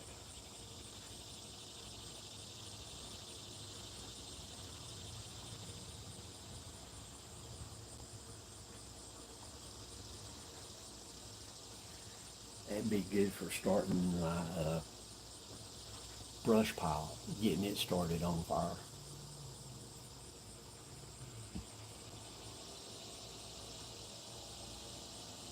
He's getting louder.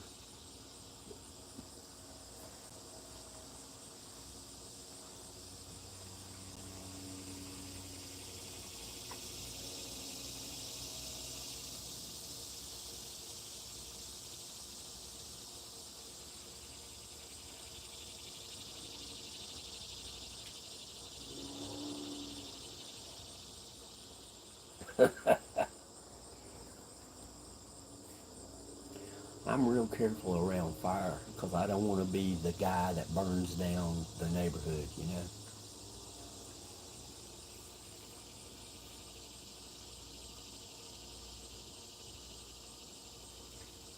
And it looks like Flyby Charlie's going to stay off to the west on the other side of the tree line.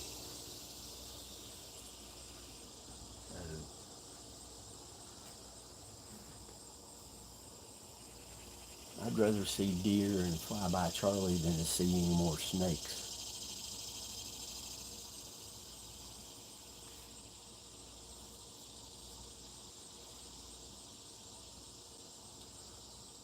Right now,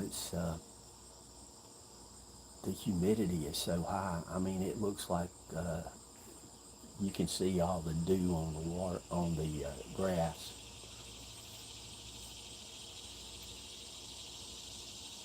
Not much chance of a fire getting out of hand, but I'm still careful around burning brush.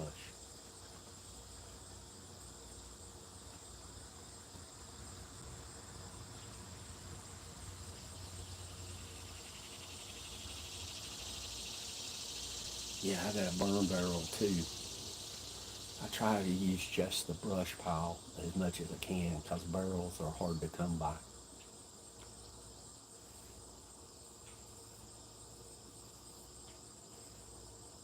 It used to be a place around here you could just go and pick them up. And that place just uses plastic barrels now, so I gotta find a source somewhere.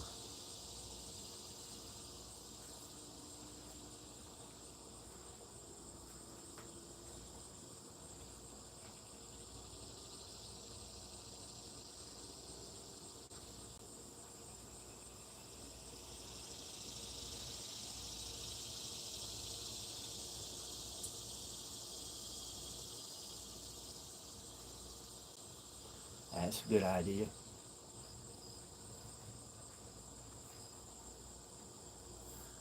And that's the other thing. This is a small town. I mean, this we are so small. The next town over and us, we share a Hardee's. It is no joke. If you go through the Hardee's drive-through, you order in one town and you pick up in the other town, and that's just going through the Hardee's drive-through.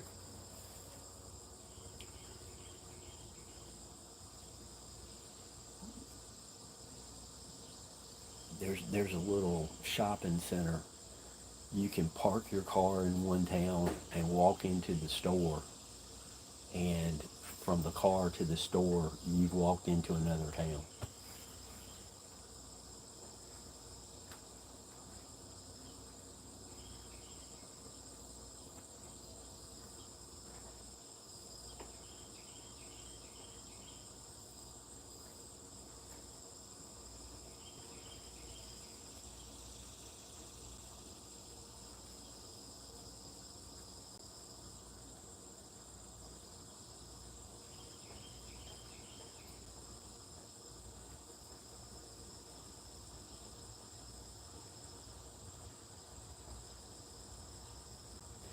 Yep,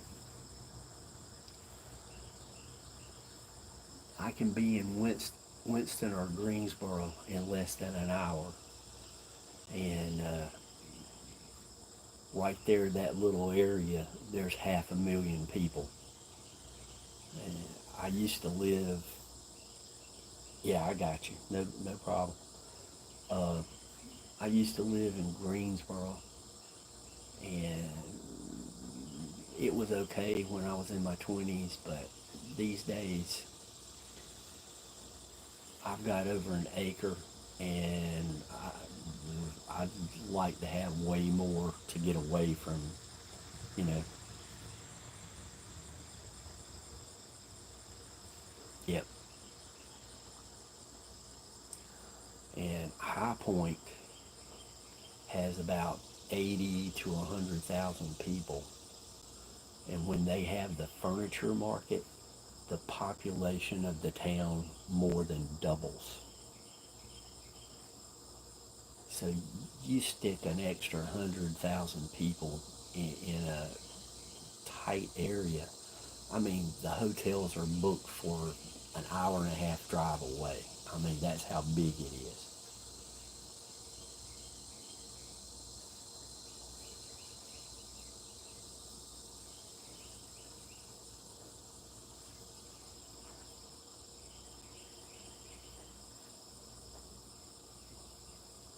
Yep.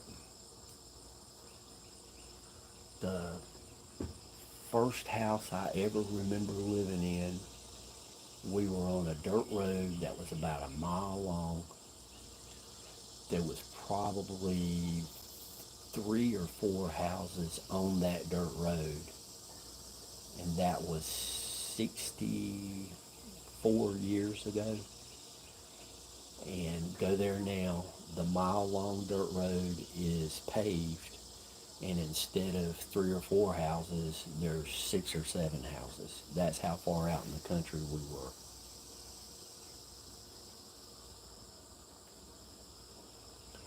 Oh, really?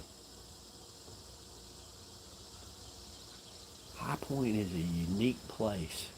Uh, Back in the early 70s, before you were born, they had the gas crunch, uh, and nobody had gas, but High Point had gas.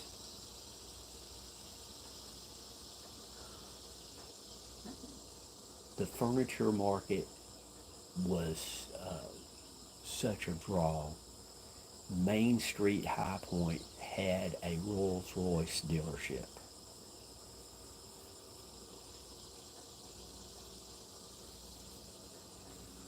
And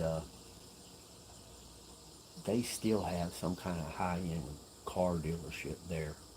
But for a number of years, there was nothing. Because after NAFTA got signed, High Point, Lexington, all just was decimated, the furniture business.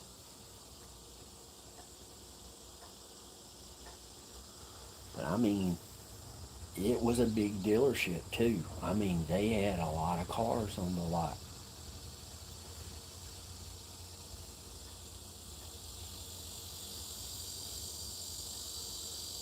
I think they have Bentley there now, but I think Bentley and Rolls Royce is pretty well tied together.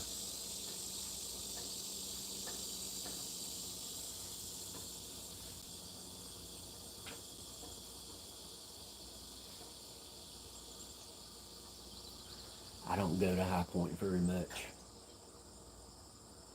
A couple of my exes might still be alive down there.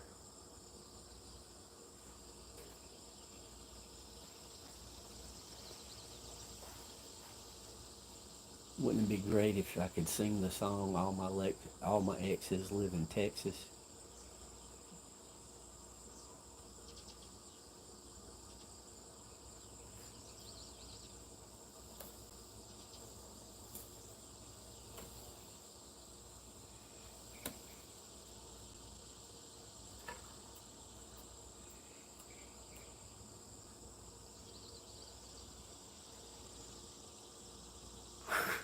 Not me. It's usually the other way around.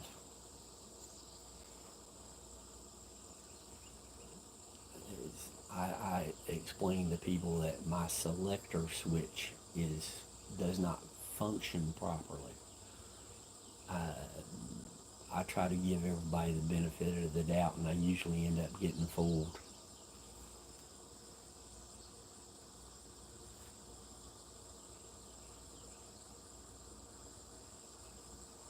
Yeah, that's true too.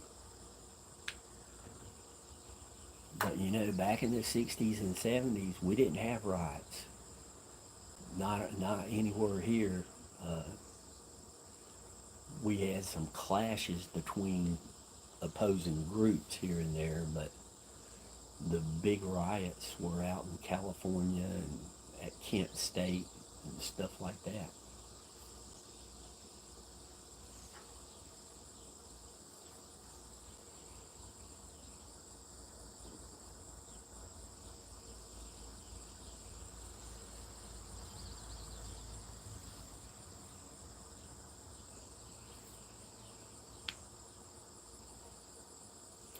Mike, what's your take on all the big celebrities that passed recently?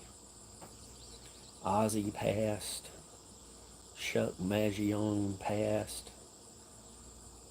I was never a fan of the flugelhorn, but other people were.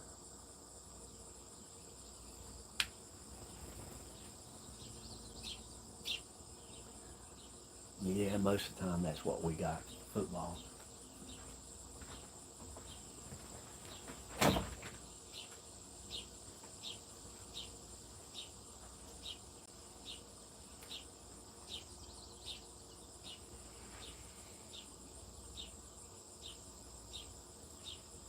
I need to go back to my high school for a basketball game this fall. Oh, and maybe a football game, but most likely a basketball game.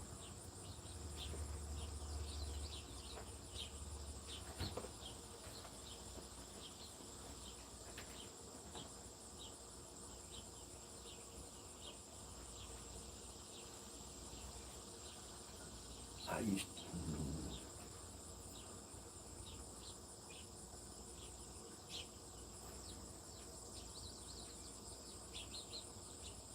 yep.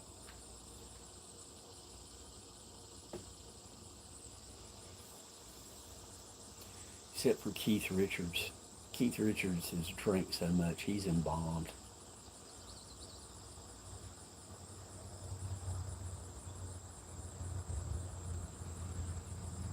He's looked like he has already passed since the late 80s.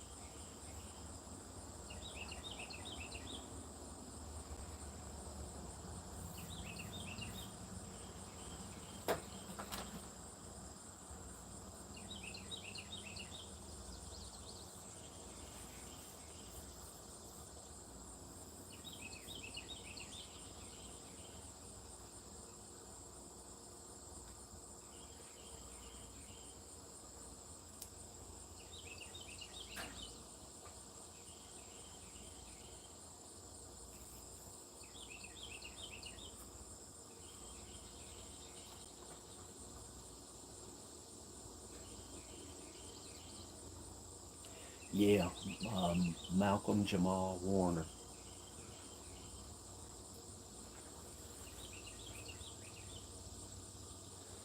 lot of people don't want to talk about the Cosby Show because of what he got accused of.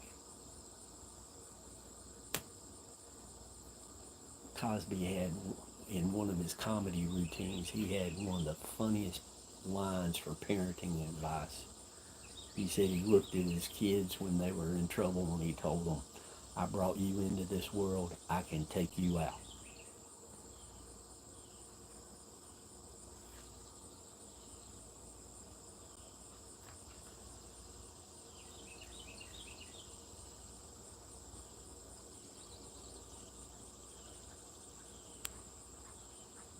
He was a good comedian.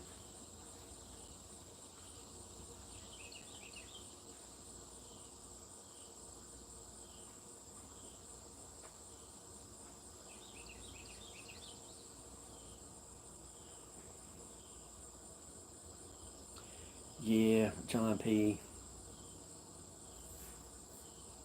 Yep, it is. John P., it's already 80 degrees Fahrenheit here, which I think 80 degrees Fahrenheit is about 27 Celsius centigrade. You know, Mike, that's one thing I play the lottery. I mean, I don't spend any money on booze or women or anything, so, I might as well, have one little thing that I do, and that's play the lottery. And I pray that if I ever win the lottery, I will have the good sense not to get the big head.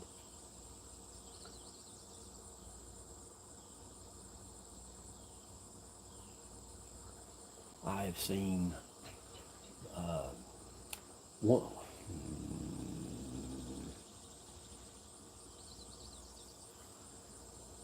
one of the people who is a good singer, let's put it that way,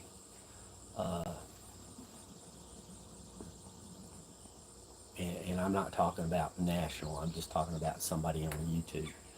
They got a lot of compliments and they changed. And I hope it's something that they realize and get back to the way they were before.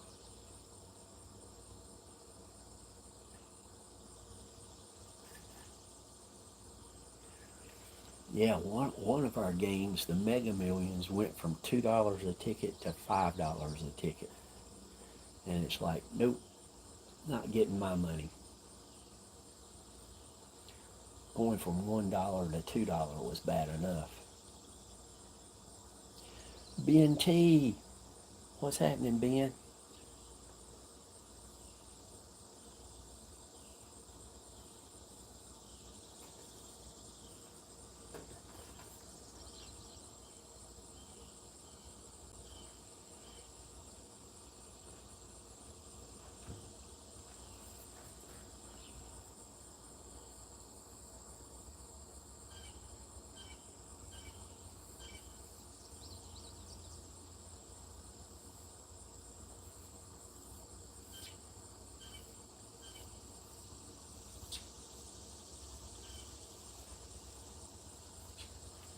Mio, Mio Ryder, how you doing, young lady? Mio was doing such a good job selling stuff. She had empty shelves and she had to restock all the shelves. Thank you, Mio. Salamat.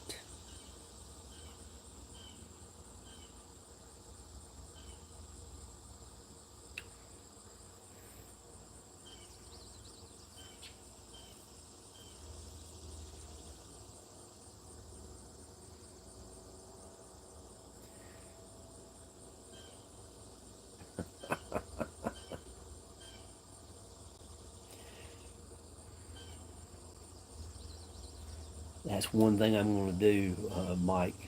If I ever win the lottery, I'm going to take a big motorcycle over and take Mio for a short ride. Let her see what a real motorcycle is instead of those scooters.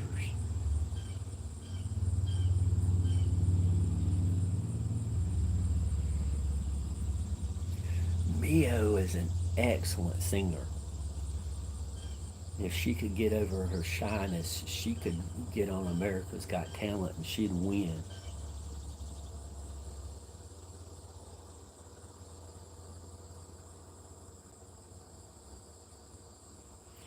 Yeah, I know, but she doesn't have one.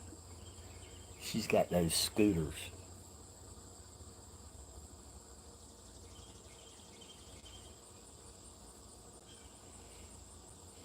Mio makes me laugh. She is so funny. So much energy.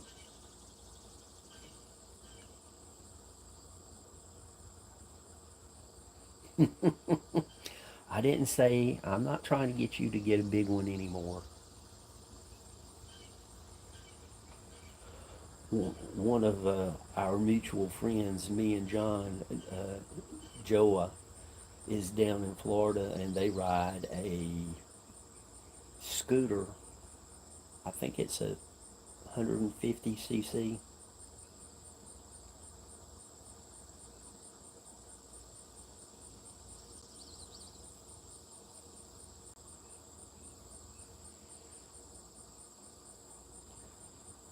I want my 1800.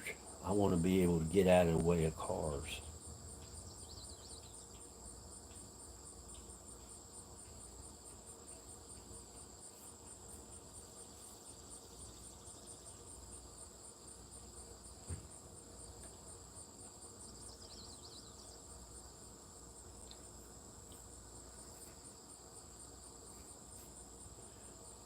Oh yeah, I like Hondas. My first, my first two motorcycles were Yamahas.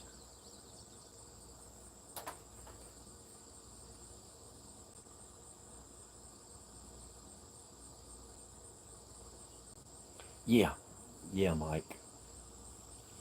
I just like picking with her about getting a bigger bike or taking a ride on a bigger bike.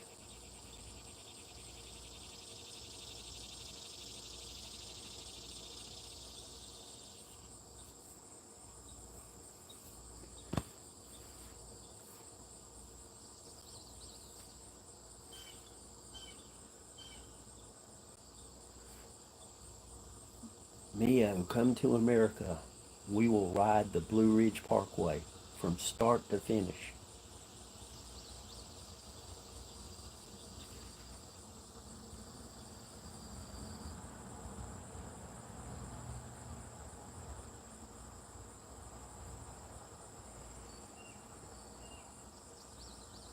Yeah, I never ride in the rain. It's dangerous enough without rain.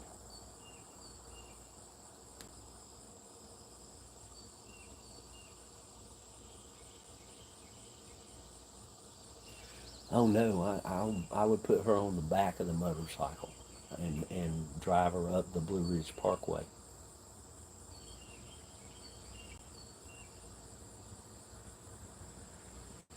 But Mio, your boyfriend, would have to ride whatever he was going to ride, follow in a car or something.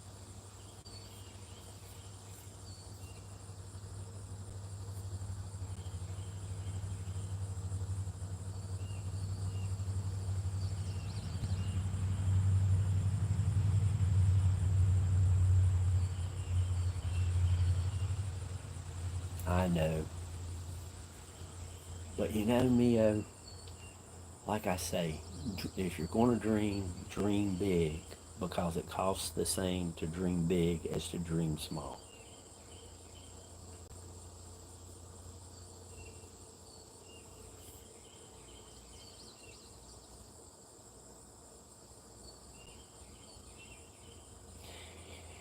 Yeah, that's something else I'd like to do is drive Route 66. Up, here comes Flyby Charlie. He must have landed and gassed up.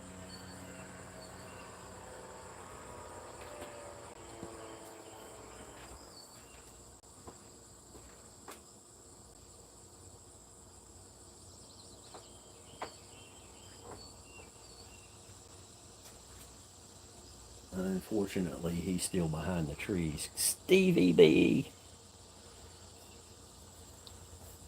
Stevie, I was concerned. You were up in the middle of the night leaving comments. I mean, I appreciate the comments, but I would hope that you'd be asleep. And you made me laugh so hard about the snake. Nope, run back in the house. And you got alligators at your back door.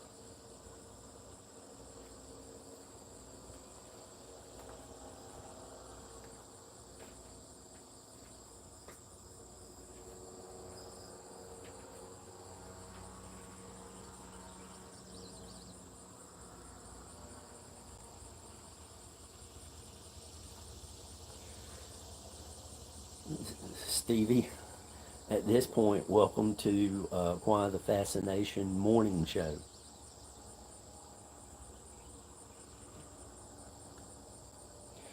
Mio, you are a dear. I appreciate you coming by for even a few minutes. You take care and have fun.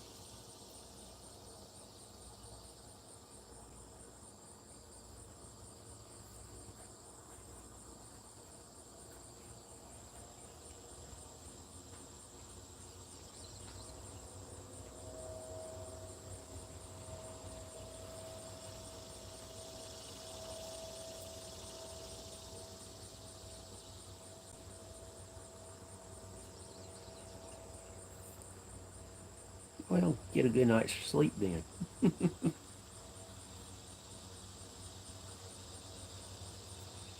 She's going to bed early because it's not even 9 p.m. there.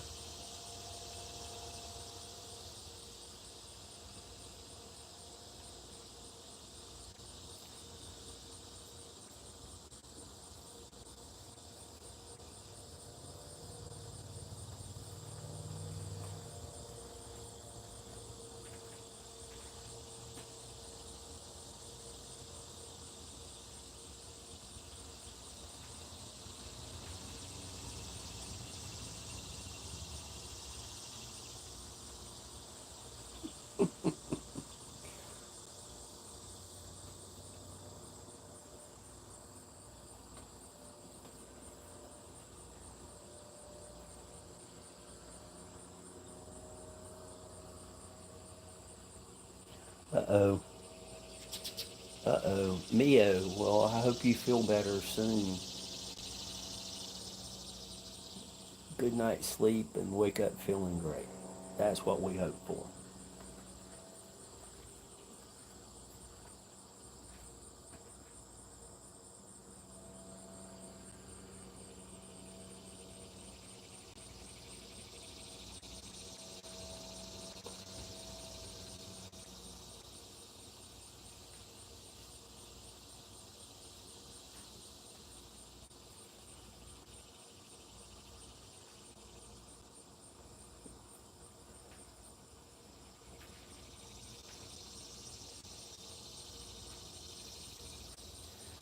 Mio's too young to not be feeling good.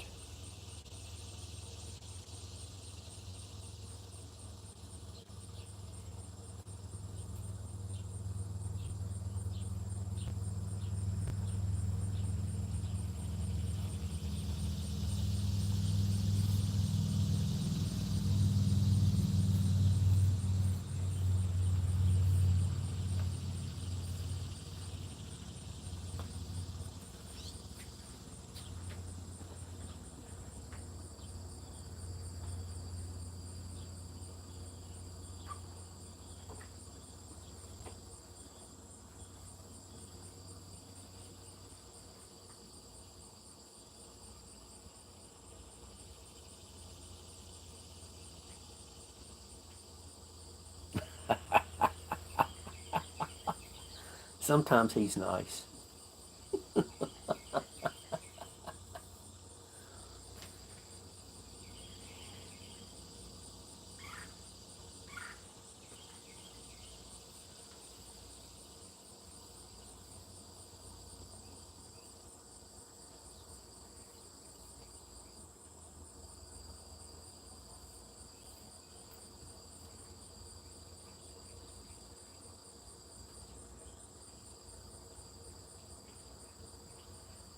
Oh, okay.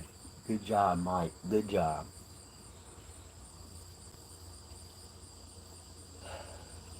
Stevie, have you had your morning coffee?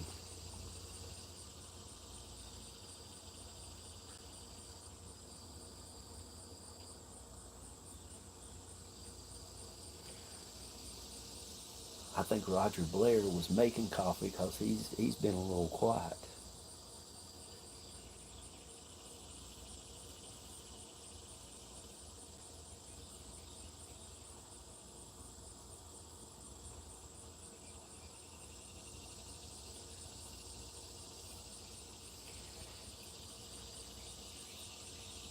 And Stevie, trust me, uh, this morning I came out with a flashlight. I usually come on the back porch in the dark, can't see anything. But this morning I had a flashlight and I examined everywhere before I brought the coffee pot out. And I kept an eye out for everything.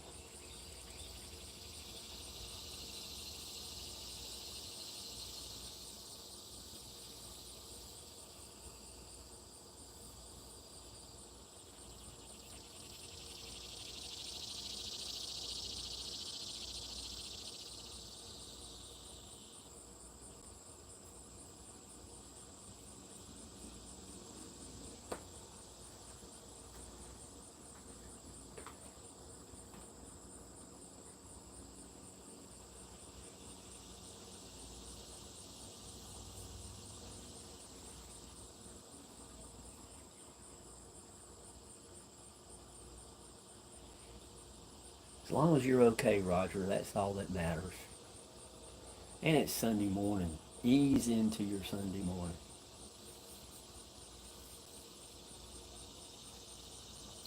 That's the whole purpose of this particular morning show is so everybody can ease into their day.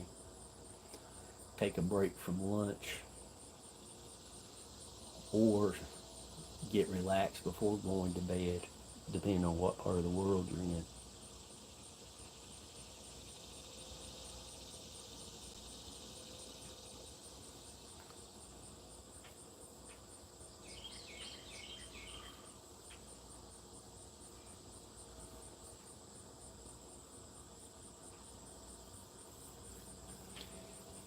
Stevie, Mr. Lee was here earlier.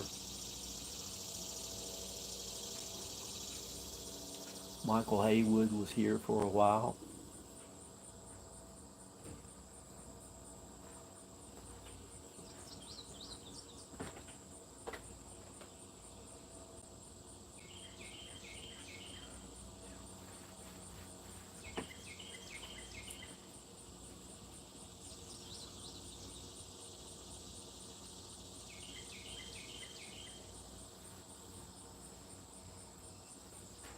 Yep.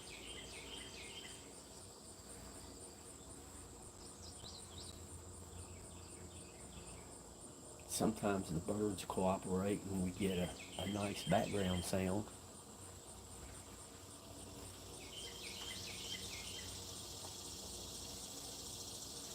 Yeah, Mr. Lee, he was going to ride his motorcycle down to the market. But he was here for a pretty good amount of time. We had a good motorcycle discussion.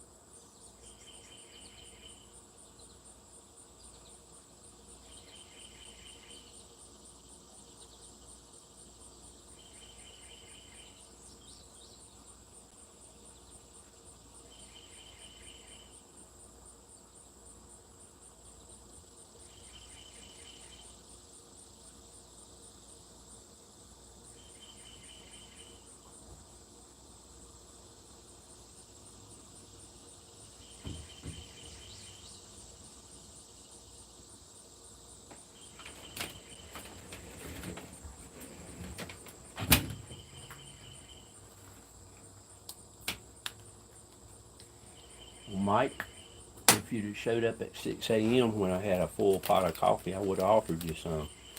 But I've already drank it all.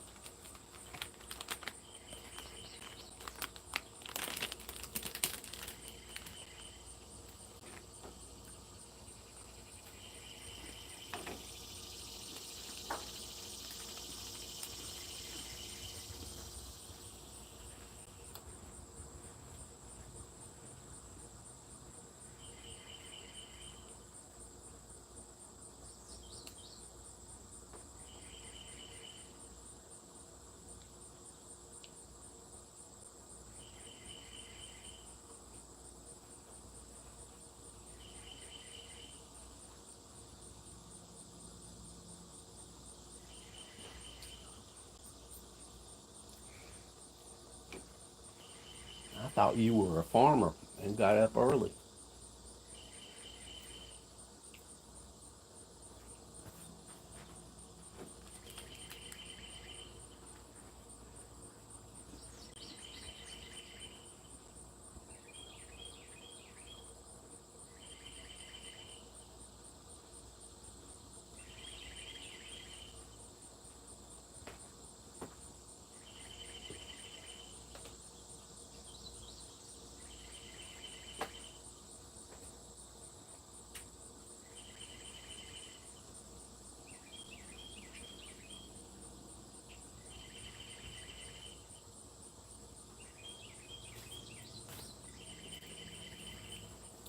I bet you are, Mike.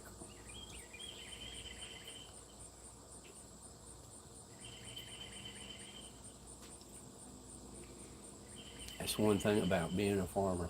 You're up and out and gone.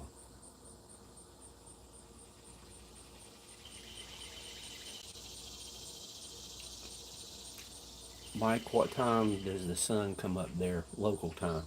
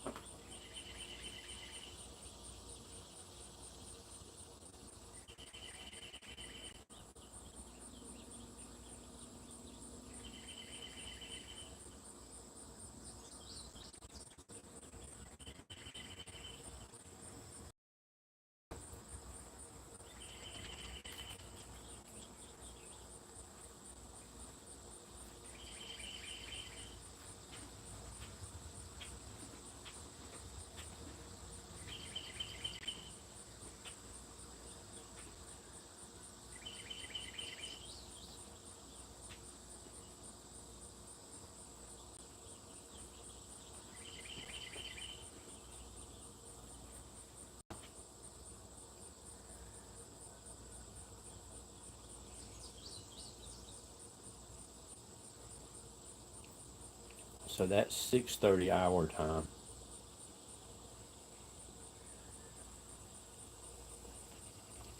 Sun comes up here 6:20 something.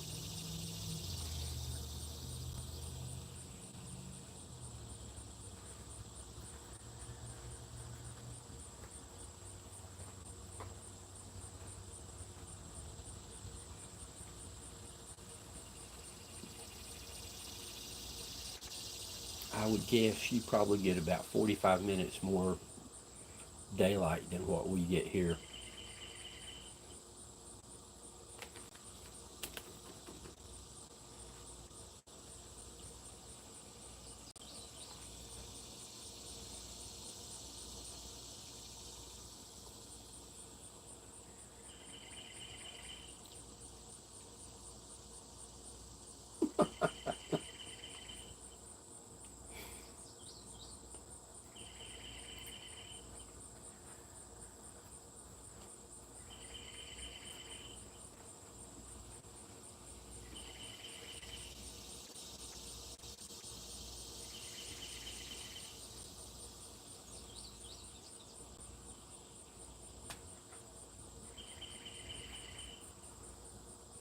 The sun sets here before 9.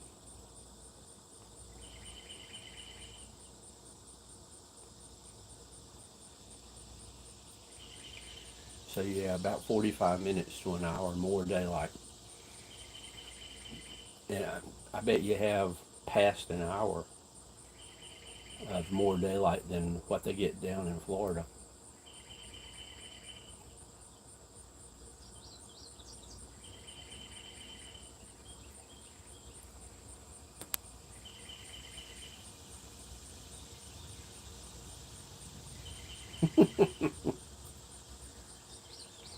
Yeah, I know. But still, the further north you go in the summertime, the longer the days are. And in the wintertime, it's just the opposite.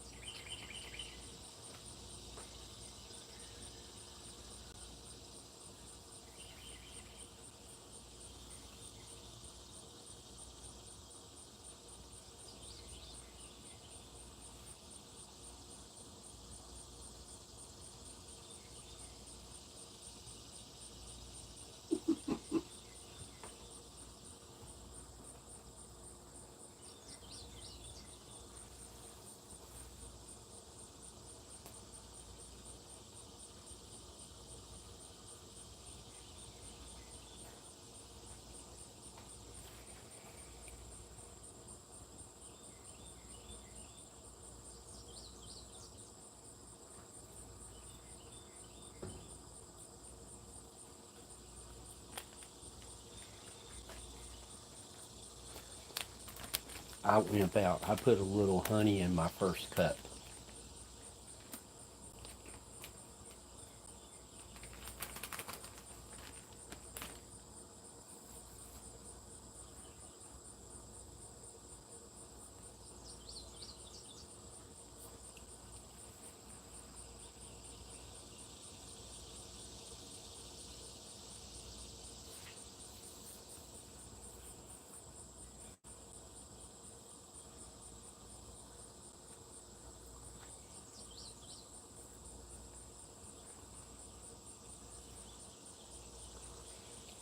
Stevie, at the risk of sticking my foot in my mouth, how's your shoulder?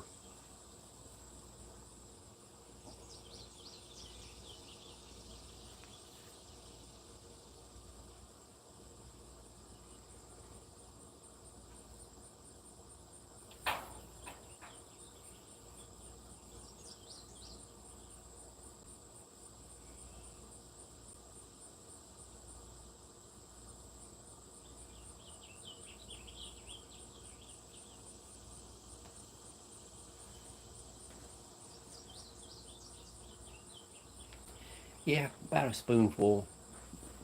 Sometimes a little more than a spoonful in the first cup. But I never let the cup get totally empty. I'll top it off.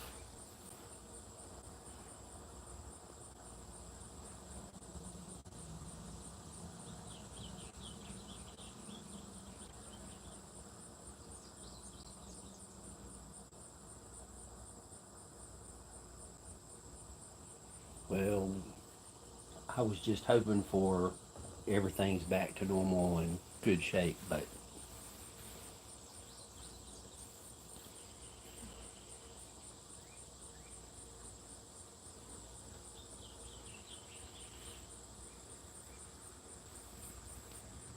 uh,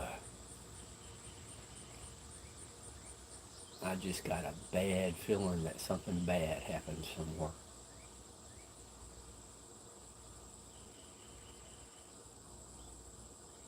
I hope the gut is wrong.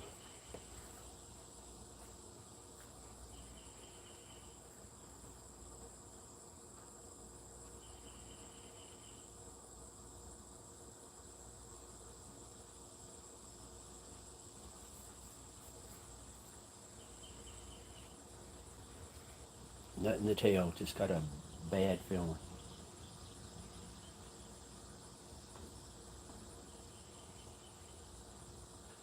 Yeah, this one, when the gut does this, it's something out of the ordinary, though. And I hope I'm wrong. Maybe it's what I had to eat last night. When I went down to the Cryptid Museum, I ate at a local place, Italian, and I had meatball sub, which was delicious.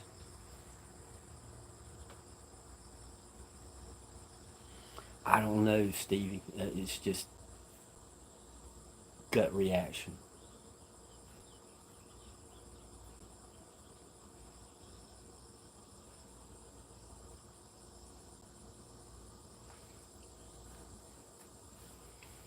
It was a nice little place, but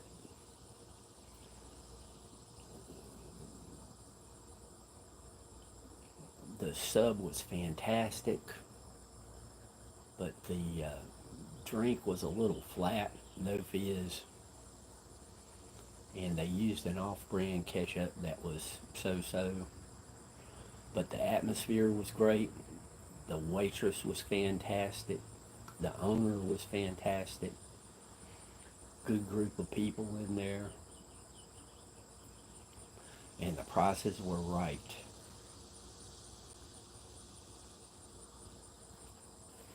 I had some onion rings too. The onion rings were absolutely fantastic.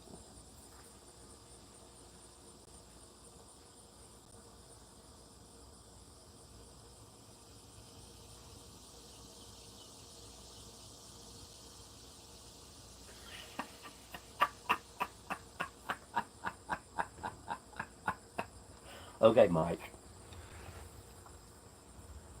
before I tell her this, just you need to know I do not like Olive Garden. I think it is not a good restaurant. That's my personal opinion. Shirley, Shirley, good morning in Arizona.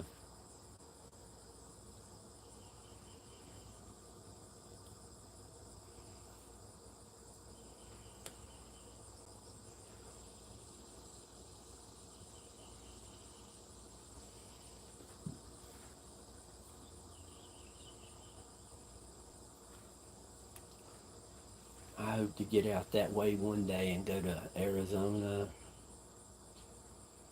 the Grand Canyon, Area 51.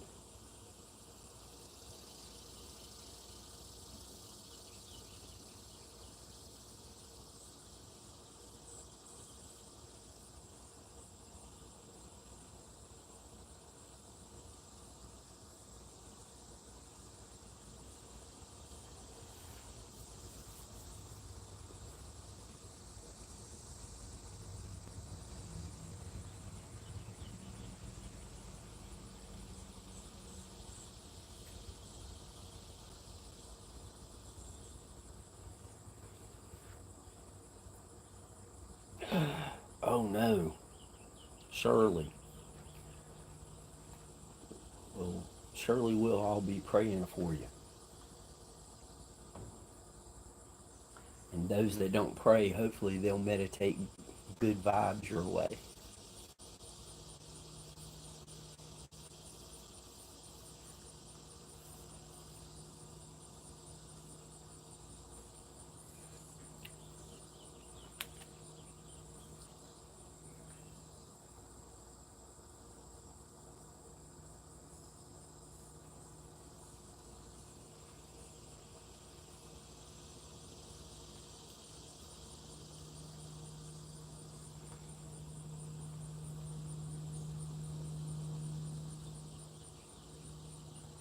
Good deal.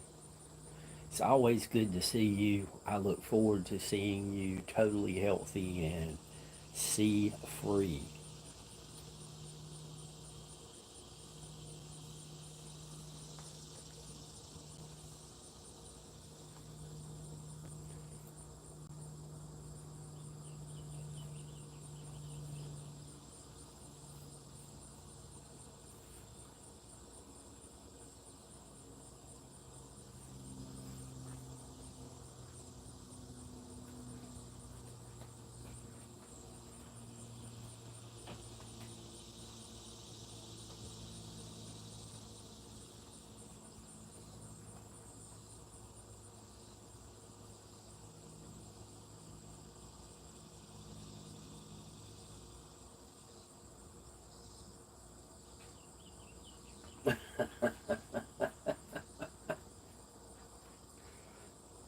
Send me the coordinates, and if I get there before you, I'll get his Ray-Bans and put them in the mail.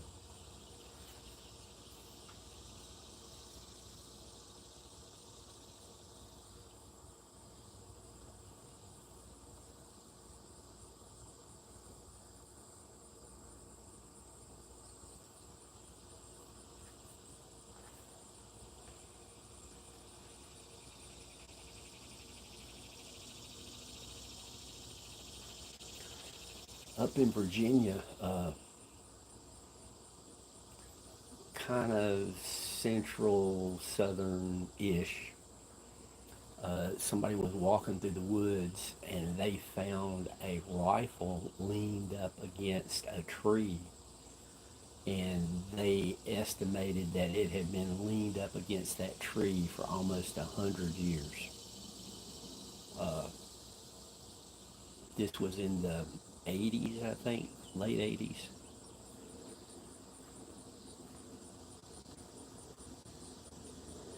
So you never know. Sometimes you accidentally leave something, it might actually be there.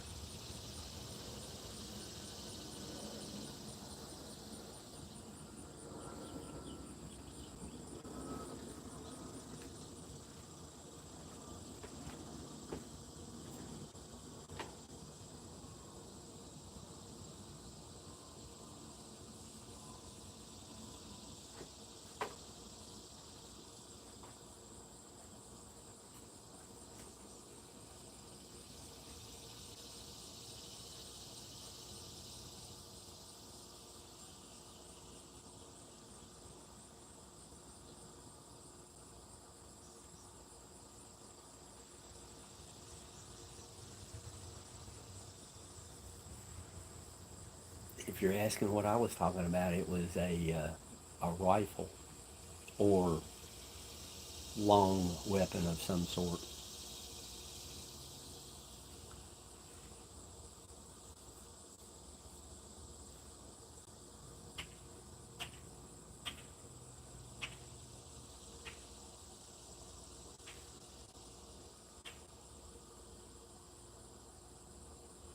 Yeah, it being over 100 years there, I'm not so sure it was technically advanced to rifling.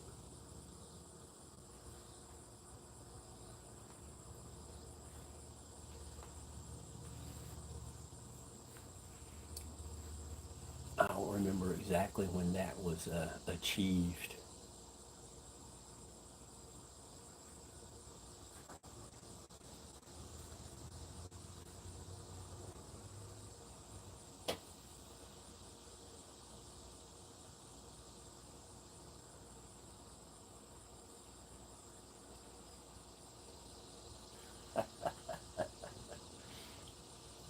They didn't like to camp in the dark.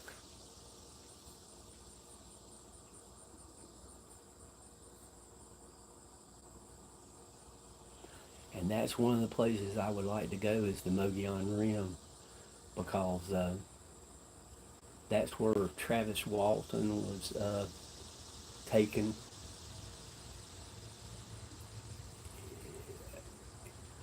He's of the opinion, after a long time to think about it, he's of the opinion that he was accidentally injured and they took him in order to render medical assistance.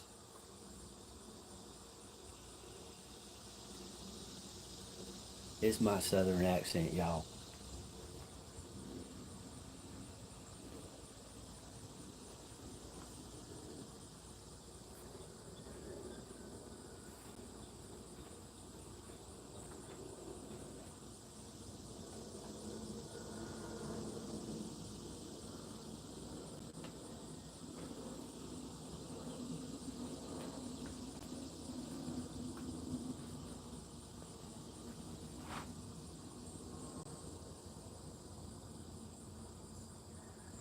Yeah, he refuses to give out the exact location because he doesn't want people going up there and trampling the area. and he doesn't want them interfering with the evidence because they have done some experiments on the trees and found that they all grow faster in that area, and the ones at, are a little more distance from where the event took place, the side toward the event is growing faster.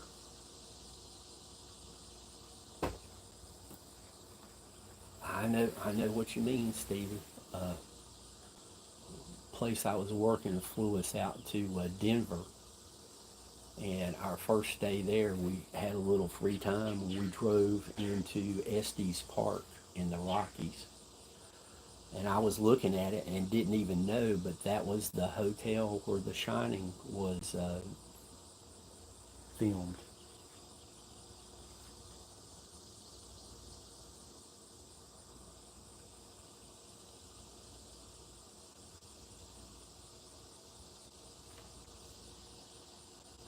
Yeah,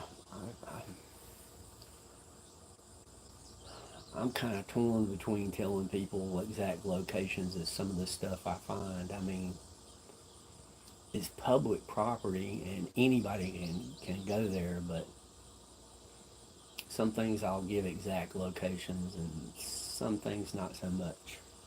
General area.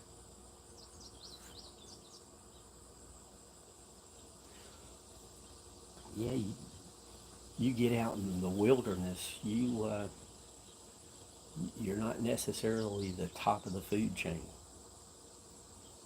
and there's hazards that you know the animal wouldn't eat. Wouldn't eat you, but they would certainly cause a lot of damage.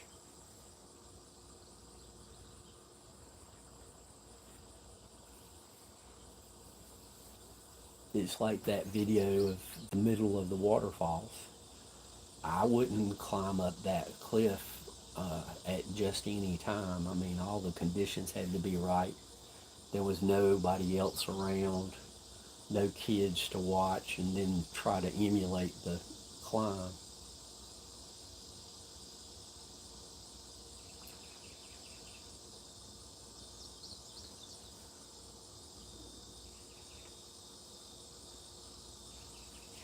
I saw an interview with Travis, and they went back to the exact location, and they showed all of the data as far as the trees and everything, and it was very interesting. And I think Travis, his take on things, that's the only part of his story that has changed over the decades. Is he now believes they were trying to render aid, not just take him.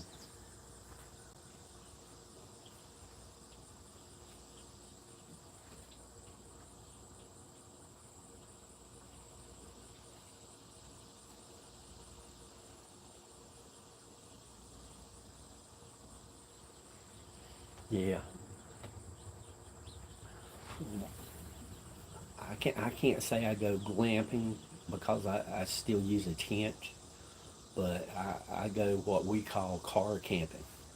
Drive up to the site, park the car, get out of the car, and pitch the tent within a few feet of the car.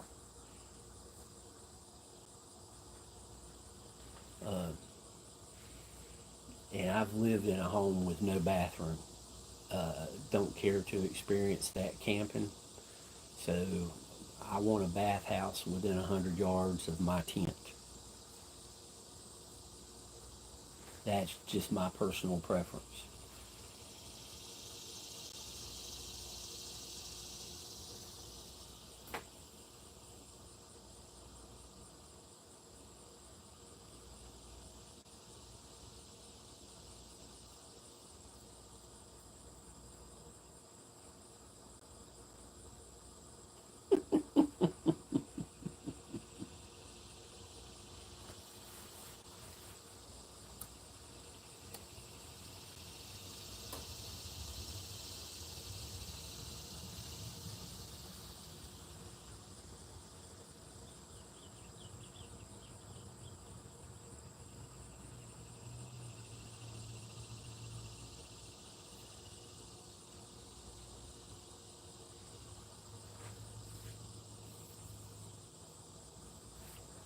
I enjoy it too.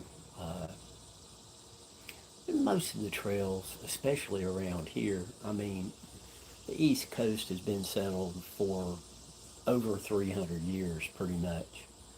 So, there's lots of well known trails and well traveled. It's just when you get away from, you know, civilization too far and nobody's around and you run into that one person that's up to no good.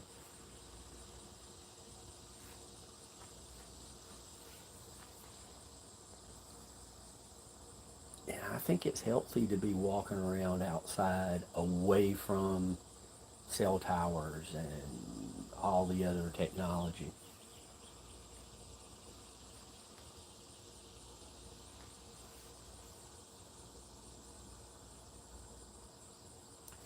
When I go for my weekly hike up there, uh, I don't know what it is, but I can walk, 5, 6 miles up and down the mountains there, and when I'm done, I feel better than before I started.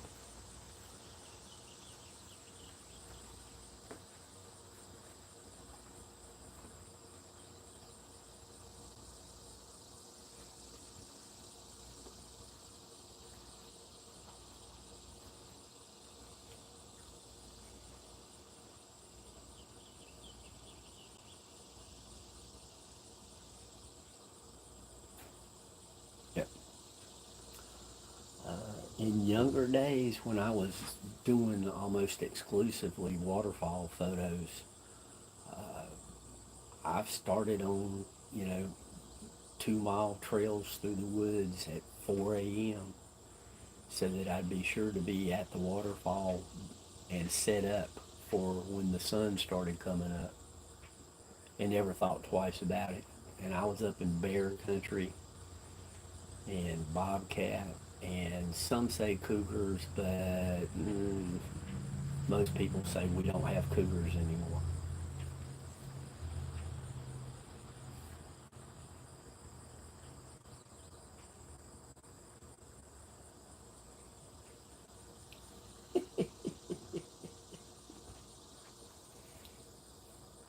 Bovine excrement.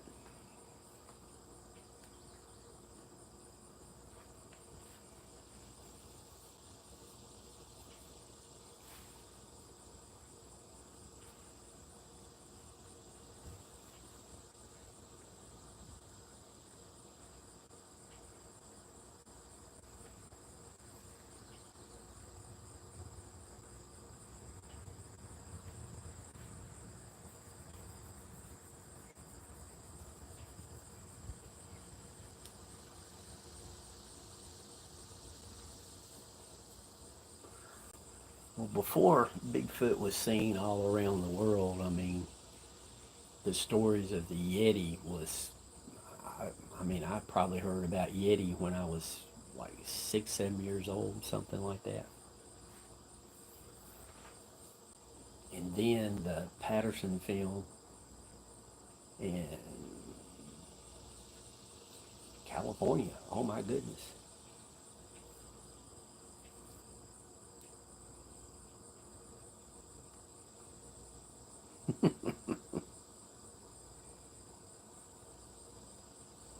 Oh geez. Well, at least you decided fairly early in the day so you can get it done.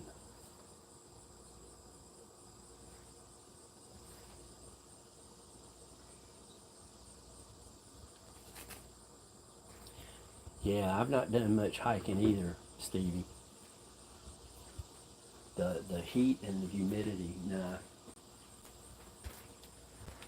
It's like I'd like to go hiking today, but probably what I'll end up doing is I'll probably end up either in the canoe or taking a drive. Like yesterday, I took a drive.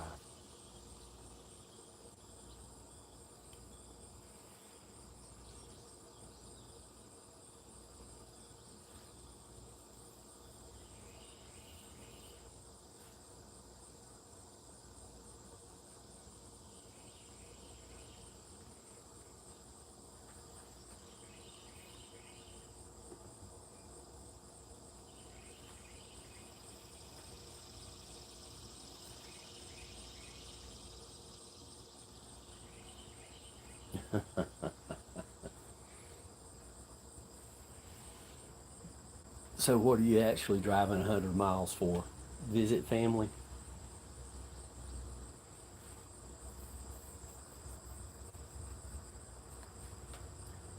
Or are you driving 100 miles in reality at all?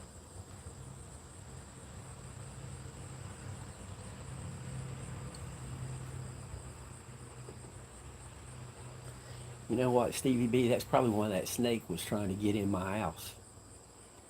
I was beating it with the broom, and it was still going for my back door.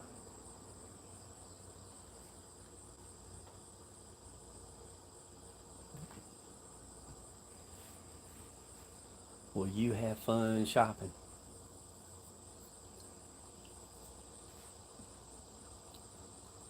If nothing else, just sit and people watch. Usually, people watching is good for a laugh.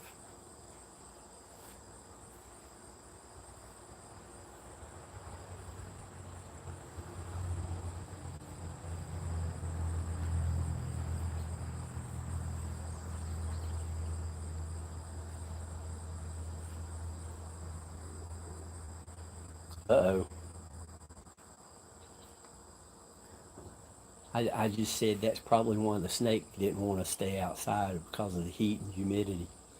And even though I was hitting it with the broom, it was trying to get in my back door. It come in the screen porch door and was crawling along the edge uh, of the porch, heading for my back door to get in the house.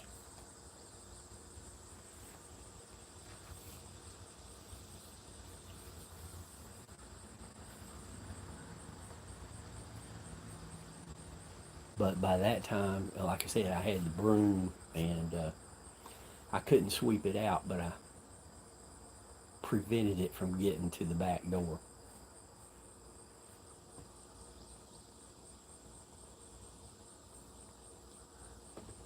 Well, I don't cohabitate with snakes of any kind. No legs, two legs, think you know. I will pass that offer up.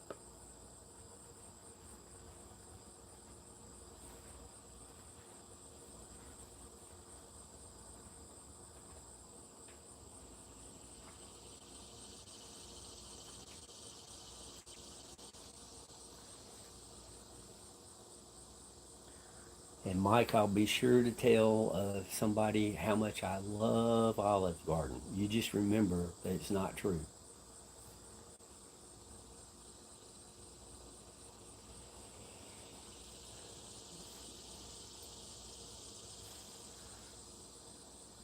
I enjoy watching them from afar. I enjoy watching videos about them, but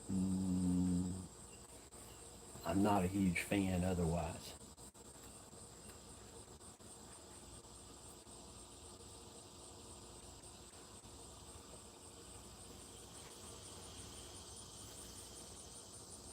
I'm going to go to Tractor Supply today. That's one thing I'm going to do for sure.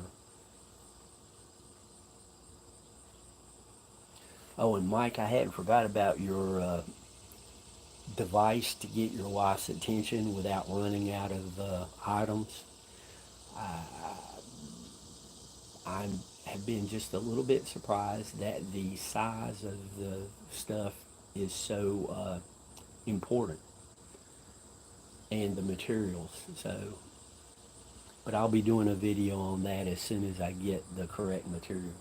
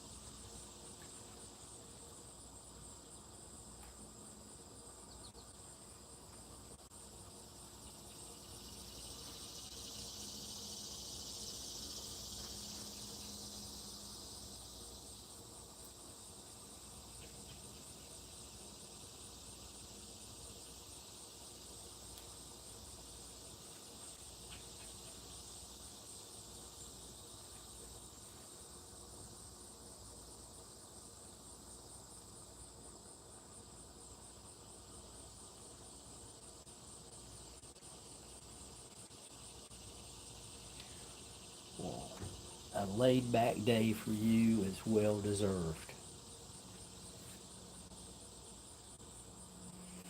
And I know it is so far for you to have to go to fish. What is it, 5 or 10 steps?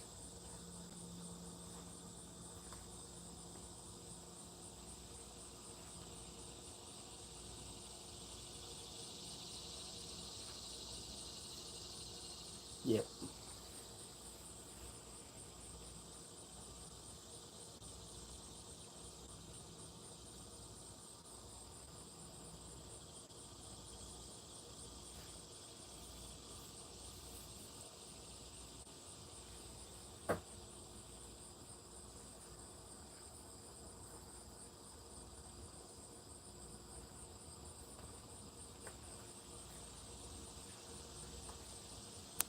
I think that's great.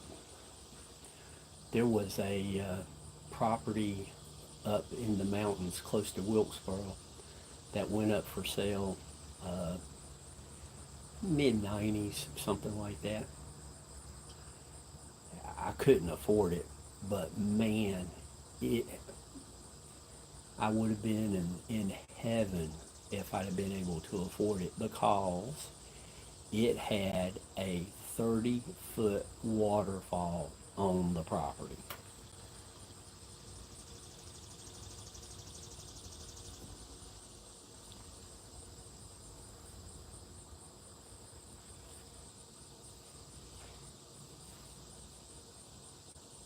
I mean, that would have just been something else. A 30-foot waterfall in my backyard.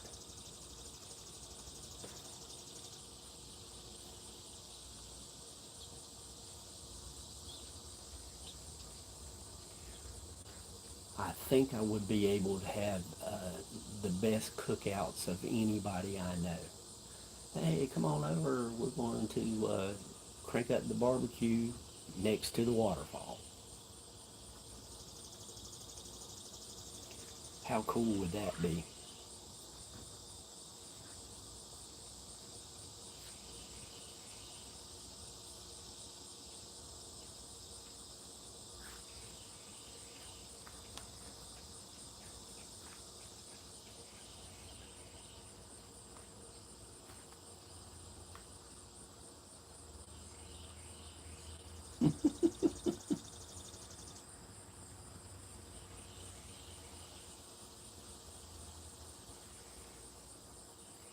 Oh, I would have taken steps to prevent water damage, but to me, it'd be worth the risk, big time.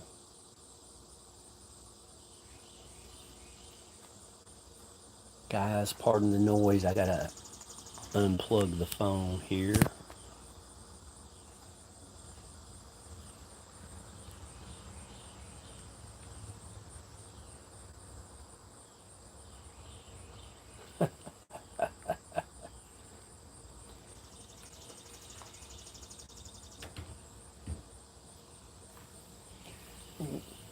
The hot dogs would have been done just the same. Wouldn't have had as much problem steaming the buns.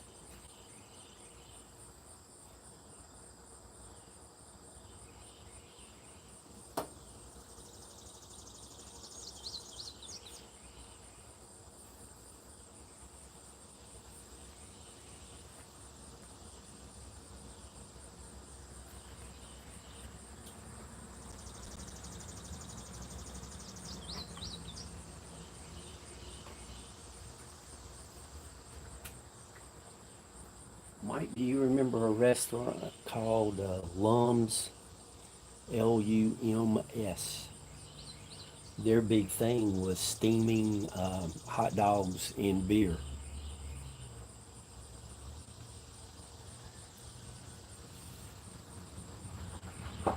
He needs to be drinking something for that long drive. Or better yet, have the wife drive.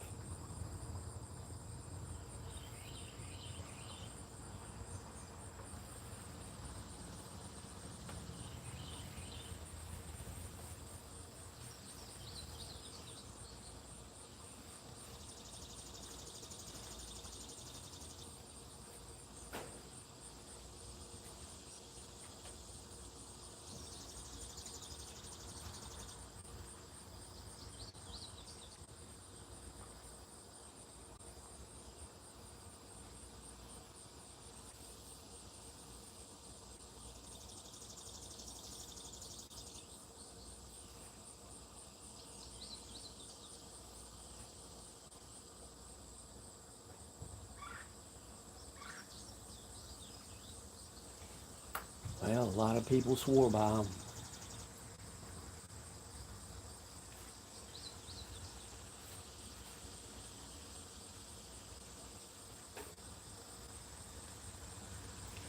There was in the larger cities, there was probably three or four of them around here. I didn't know if they were national or just regional.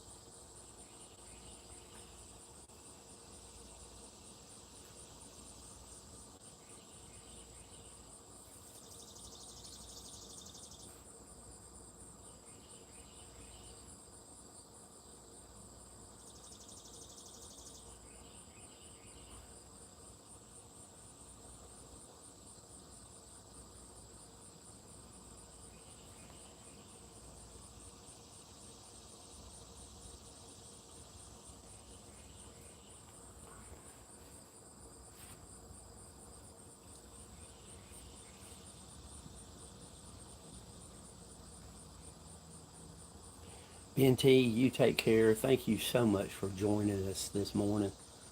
It's always better with you than without you.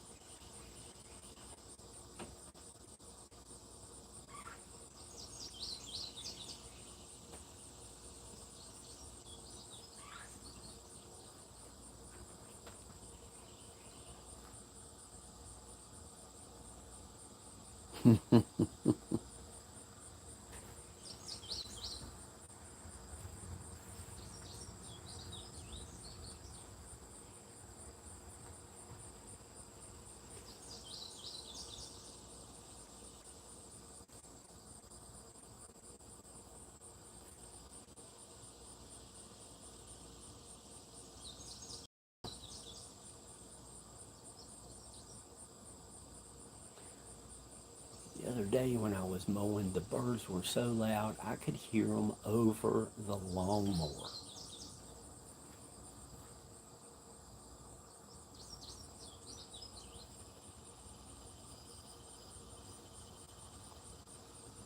Absolutely, Mike.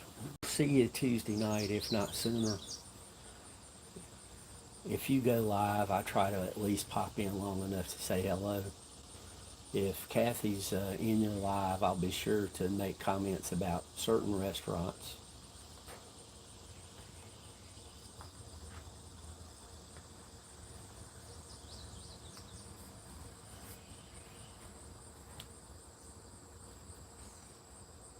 drive careful. We want you there and back safe.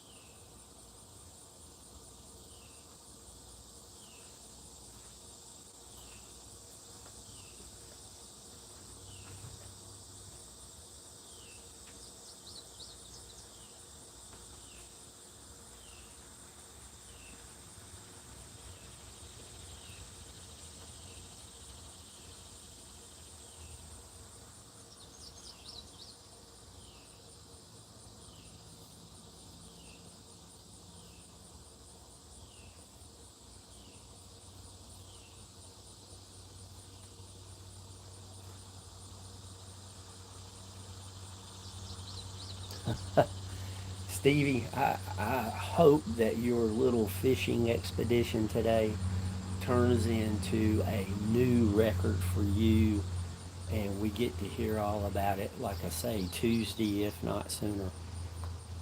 Okay? You have fun. Be careful.